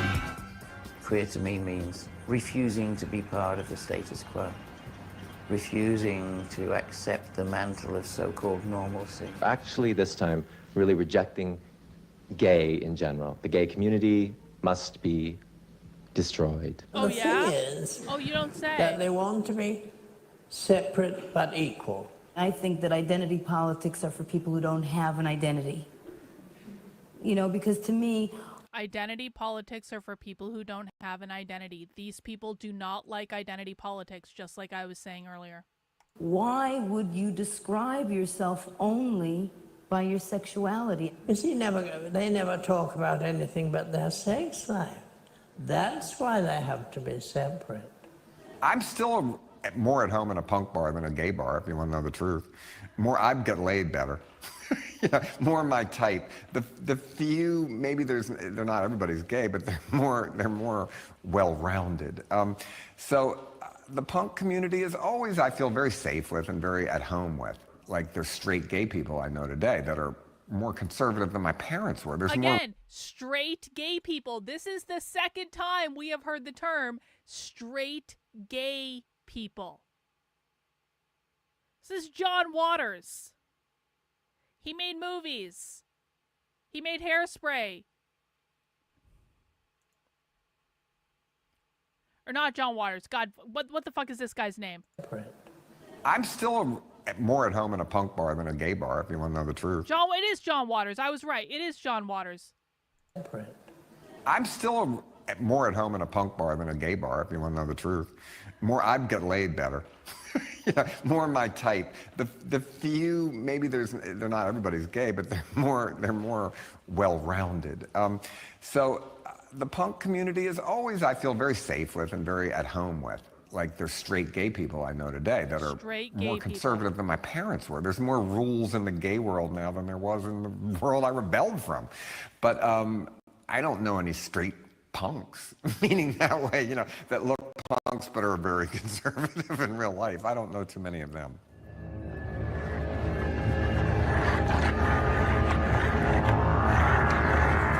We hated nice gay people. We hated the fake friendliness of our supposed community. We hated the homogenization brought on by years of shit dance music and designer clothes. Of course you could commodify each other, you all look the fucking same. We hated the sexism, the racism, the classism. We hated their drugs, their bathhouses, bars, and clubs. More than anything, we didn't want to fit in. Like the tattoo says, we want to be godless, lawless, and nomadic. You alienated us before we even got started. But you know, when all was said and done, when all of this was over, when the blood and spunk had dried and there was nothing left for us to say, what we came up with, no matter how dog-eared and fucked up it all was, what we came up with was better than any of this. When you realize that you're queer, and you look back at the way you've been treated or the things that you've been told about the way society is allowed to treat you, the way you're supposed to think about yourself in relationship to society, that say you're perverse or you're evil or like any of these other kind of like pejorative terms that have been thrown at you. When you realize that that's wrong, fundamentally, and that you know innately in yourself that you're connecting with something that's not only correct but natural, I think that there's a process that one goes through where one starts to analyze all of the other systems that one's involved in, and then we go through and analyze them as stringently. What else have I been told that's not true? Mm-hmm. What else have I been convinced of that's actually false? What else is supported and sustained by society that maybe is artificial? And so I think that this alignment of queer and punk was a really, really natural kind of alignment. Look at the upside down triangle. Punks Do you have always see it? been questioning the status quo. Upside down triangle. Really, really natural kind of alignment. Punks have always been questioning the status quo. And, queers very naturally should be too. It's true that there will be no revolution without sexual revolution. But it's also true that there will be no sexual revolution without homosexual revolution. Do you know what I mean? The idea of a homosexual agenda sounds like you're actively trying to recruit straight peoples into homosexuality, for example, which I think is a great pastime. I think it's a really worthy goal. So why not? I mean, there's always been this perception that gays are this kind of predatory kind of animal, which I think is quite exciting. Heterosexuality is the opiate of the masses! Yes, Gudrun.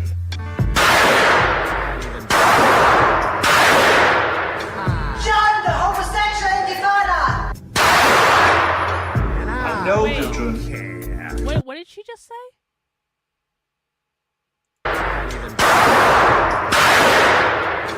Join the homosexual intifada!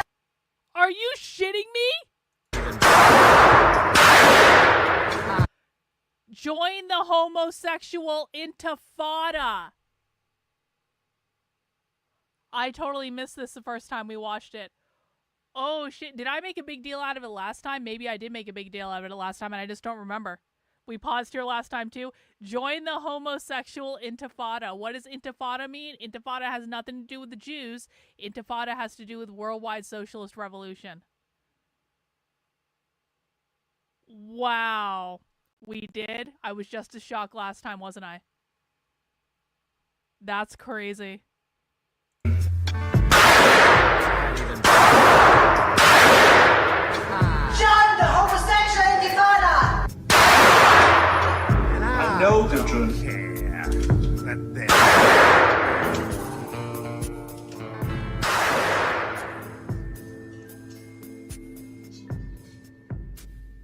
I like the idea of embracing the negative stereotypes that straight society has about homosexuals and really sticking it to them. We felt that at its strongest, queer culture represented a standing critique of the entire society and its illnesses and what needed to be overthrown. You know, a much more revolutionary take on the potential. Intifada means worldwide socialist revolution. I know that because I literally have communists on video saying that. Of queer liberation. And that in fact, queer liberation represents a sexual liberation for everyone, including straights. And homocore is an expression of that Upside down in its time and triangle. place. That liberation, not assimilation. What did that say? Homocore something. Stonewall was a riot, not a brand name. Okay, so this is... Remember I told you earlier, this is based off of an actual photo of these guys participating in Pride events. So this is probably a Pride parade where they're basically, this is actually a protest of Pride because the queer revolutionaries thought that Pride got too corporatized because it assimilated to capitalism and all that stuff. So when they're saying Stonewall was a riot, they're saying, what the fuck are you assholes doing assimilating to these capitalist, like, you know, normies that are just trying to take advantage of you for money? And homocore is an expression of that in its time and place. That liberation, not assimilation critique. We kind of felt like we were putting the punk back in, the homo movement. What did that sign say? We kind of felt like we were putting... So this person's holding a sign that says, be happy, buy shit. I can't tell what that sign says. The punk back in, the homo movement, and the homo back in the punk movement at the same time. It brought a lot of people out because up to that time, it was people felt trapped. They felt, well, okay, I like guys, but does that mean I have to like disco? They all go together, right? Those horrible clothes and disco music. So if I like guys, I gotta like disco and have bad taste in clothes. Homocore, Tom's magazine, and the stuff that Bruce LaBruce was doing freed people from doing that. Yeah, I can like guys and have a black leather jacket. All right. So it was like a great leap forward, and it really led to the freedom and liberation for a lot of people who were kept in the closet, not from the society's, oh, you're bad if you're a homosexual, but they were kept in the closet because they liked stuff that wasn't gay. And what could they do? They had to choose. And homocore let them, you don't have to choose. You can have your cock and eat it too.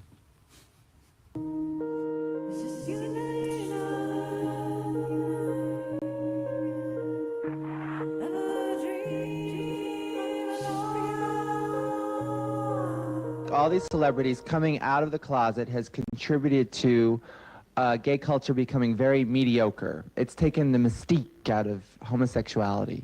Why can't homosexuality be an invisible influence on art and culture and the media? That's what I don't understand. You know, I'm gay, but I don't like all gay things. Sometimes they're terrible. So I think the gay punk rock movement was brave enough to admit that gay is not enough. I don't give a flying fuck what your opinion is on the matter. I feel like I made this very clear before. What I am telling you is what communists believe. And I promise you, communists do not give a flying fuck what your opinion is. So this means nothing. This is not relevant to what is going on. This is the second time I've told you this. I hope there will not be a third. I think queer culture has to step back from the really narrow definition that people in the last century have imposed upon it and open itself back up to what it used to be prior to the narrow focus that's been forced upon it because of the necessity of political activism. The necessity of Oh, political those queers. Those queers. They're so fucking political. So political. It's time to get apolitical. Back to They're our the gay ones that roots. can do Romans. The We artist can't, is though. more important than the activist. Oh, okay. Oh, you're telling me to ban you? All right, bye. Bye, loser. Bye. Go on being ignorant. Bye. We don't give a fuck. You get the fuck out. Bye.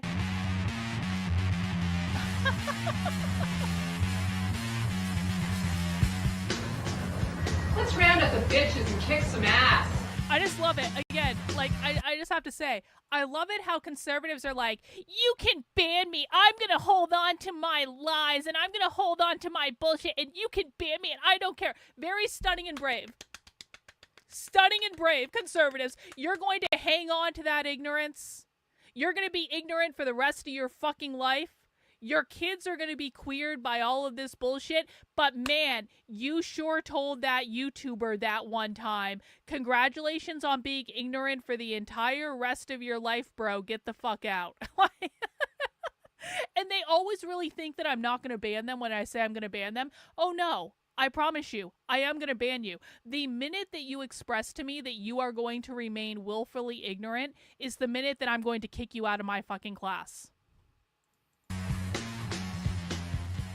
I thought I want to do everyone some give him kind some of applause activism for being so that sort stunning of and picks brave up where like a ACT UP leftist. left off. I want to do cultural activism. I'm a musician. I'll form a band.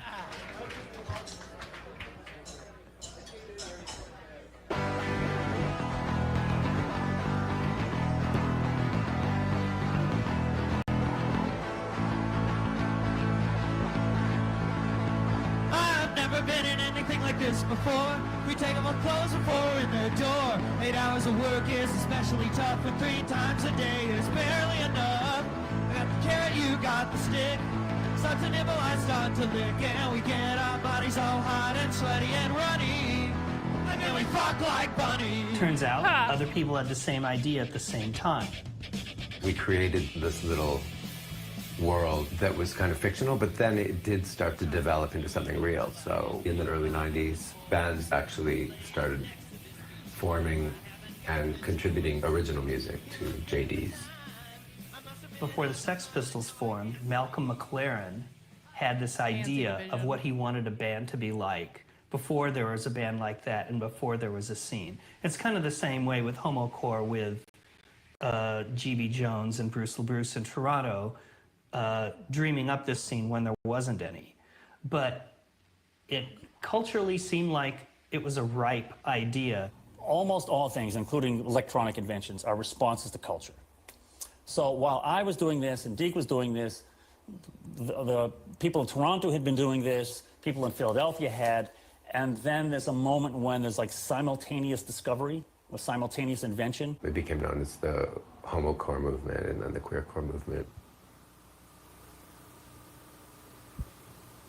Yes, you're right. Yes, ma'am. Yes, ma'am. Yes, ma'am.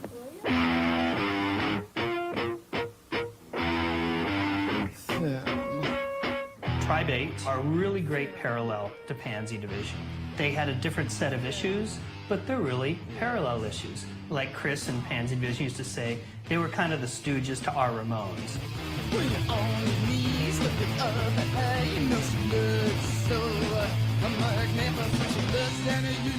As far as I know, kind of, we were the first doing like what we were doing, which is saying we are all dykes, only dykes are allowed in the band, and we're gonna sing about being dykes, period, dot.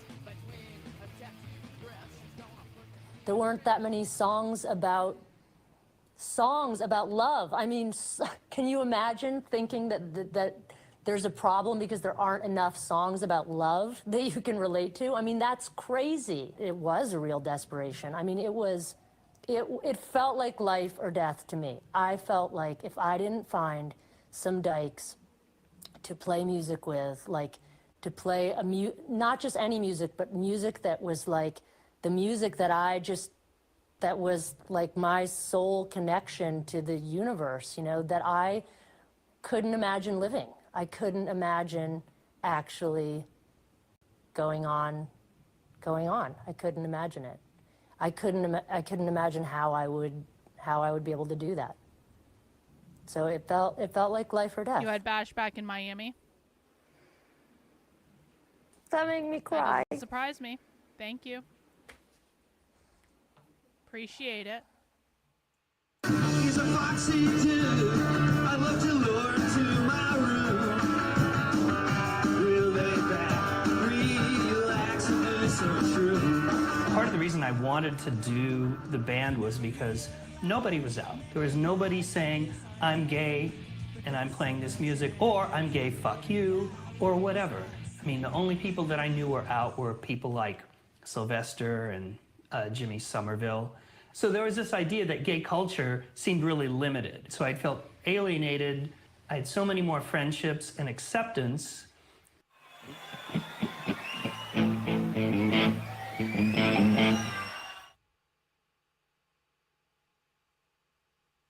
Where'd the sound go? What happened to the sound? They may have needed to cut this part out. I'm sure the sound will come back. Let's give it a second here. Everyone, please make sure to mount the like button. If you're an intellectually honest person that I have not banned yet in the chat for being an overt jackass, please make sure you mount the like button for me. I'm sure the sound is going to come back here as soon as they got over their copyright thing. There it is.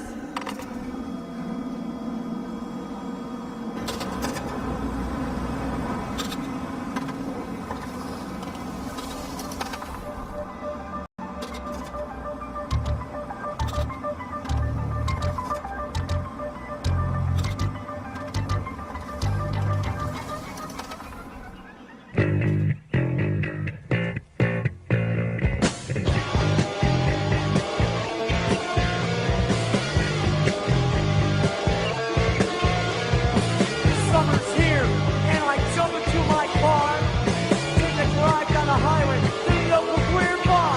Going to a fag bar! Going to a fag bar! Yeah!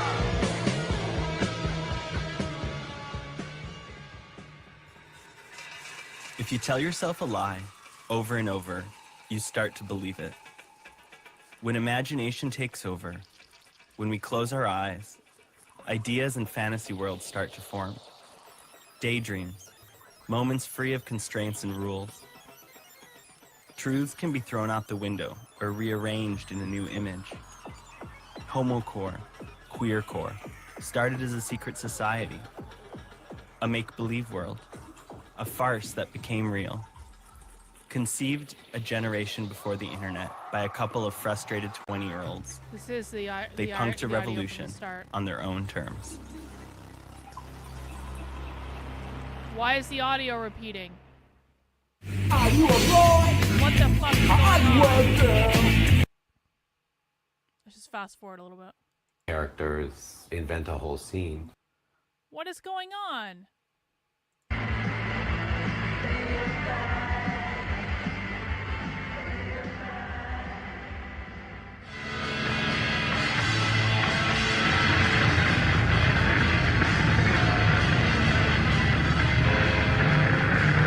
What the fuck? Is the audio all fucked up now?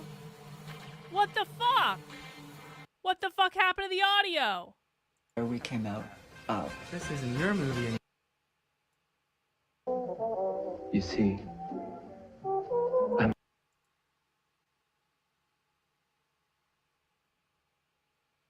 The audio is not assimilating.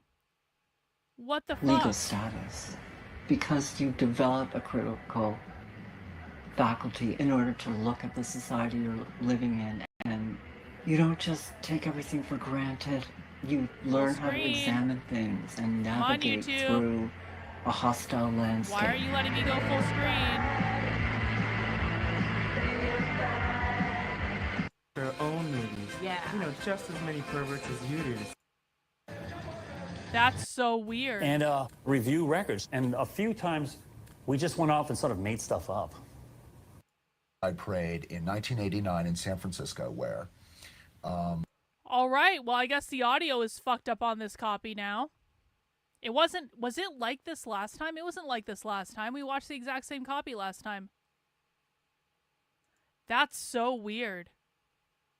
In San Francisco, It wasn't like this the last time, was it? It's the same link. I know it's the same link. That's so weird. Well, if the audio doesn't work, I guess we're kind of done. And that Toronto had a full-fledged, crazy gay Yeah, I guess we're done. float or an organization or some people.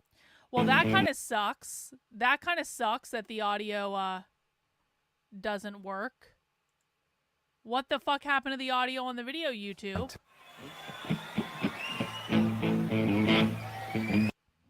All right. Well, that kind of sucks. I'm sorry about that, guys. There ain't nothing I can do about it because this is the free copy of this that's available. So I don't know what happened here, but that does kind of suck. I guess we're done. I guess we're done. But you know what? We still got a lot of good stuff in, and you guys can still see. You guys, the important part of this is that everyone can see the development of this, where queer came from, as an anti-assimilationist ideology. So it is a shame that we won't be able to finish the documentary because the audio's all fucked up for some reason, past my understanding. But I think the point has been made. The Queercore movement was an anti-assimilationist movement that existed within the punk subculture that really drove queer activism. You can see the influence of it. We can see the zines. We can see all that. Yeah, we did do a stream about this several months ago, and the audio actually worked 7 months ago. So I don't know what's going on now. But I guess that's it. I guess that's it. We get out early. That's fine. I've already met my super chat goal, which I appreciate. So I guess that's it. I hope everyone enjoyed Socialism Saturday. I definitely recommend, we're going to be talking more about the Queercore movement. The Queercore movement is something that I'm covering as a part of the book I'm working on about queer Marxism. Renan, thank you. All's well that ends well. I saw the important part about how queers are not to be seen as anything but the enemy of LGBT. Yeah, that's really the point of all this, is this was a distinct thing from the normie gay rights movement. And that's really the point I want to make. So I am going to be writing about this more in my book, Queer Marxism, which you're going to be able to read draft chapters of over on my Red Menace Collective Substack. That is redmenacecollective.substack.com. I'm going to go finish editing the second chapter to this. I have a little bit of extra time in my evening now. How great is that? I'm going to go finish editing the second chapter. I will be putting up the second chapter there. As a reminder, guys, I do not stream on Sundays unless there is an exception or some sort of thing I want to watch. So I do take Sundays off. I am not planning currently on streaming tomorrow, though who knows what might happen. But we do movie night in my supporter Discord. Are we watching Animal House tomorrow? I'm pretty sure we're watching Animal House tomorrow. So if you want to join my supporter Discord, head over to my Substack. That is Karlyn, Karlyn.substack.com. Tomorrow evening, I will be putting a supporter Discord link into the chat, so you will get a notification if you are a supporter on the Substack to come and join the supporter Discord. We will be watching Animal House tomorrow at 8 p.m. We do movie nights every Sunday and every Monday night. Sunday nights, they're at 8 p.m. On Monday nights, they're at 9. And I definitely want to encourage you, if you haven't been to movie night yet in the supporter Discord, definitely come up and do it. It is available on my Substack. That is Karlyn, Karlyn.substack.com. Supporters will get a link tomorrow to join the Discord, get signed in, get all verified, stuff like that. Come and join us to watch Animal House tomorrow night, and it'll be awesome. And I'm not sure what MacB is playing on Monday, but I know it's going to be great because MacB has a really great movie selection. And so I definitely encourage everyone to join. Thank you guys for coming out for Socialism Saturday, and I send you all on your way. And I will be back on Monday at 5 p.m. Eastern Time, where we will, talk about more leftist stuff and things like that. All right, guys, that's all we have for tonight. Take care. We'll see you soon. Bye.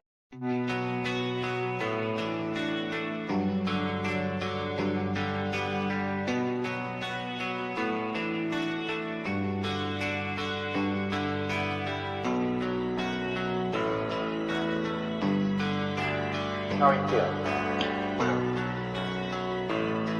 How long have you been here? 3 months, May 17th. And what brought you? That's difficult to answer.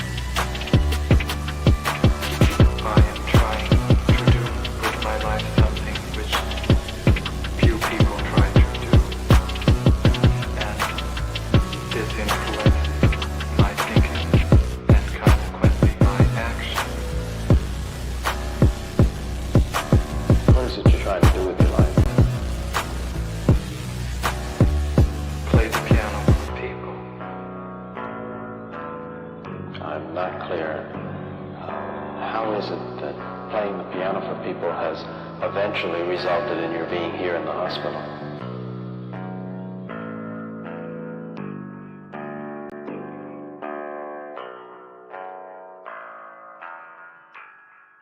That's difficult to answer.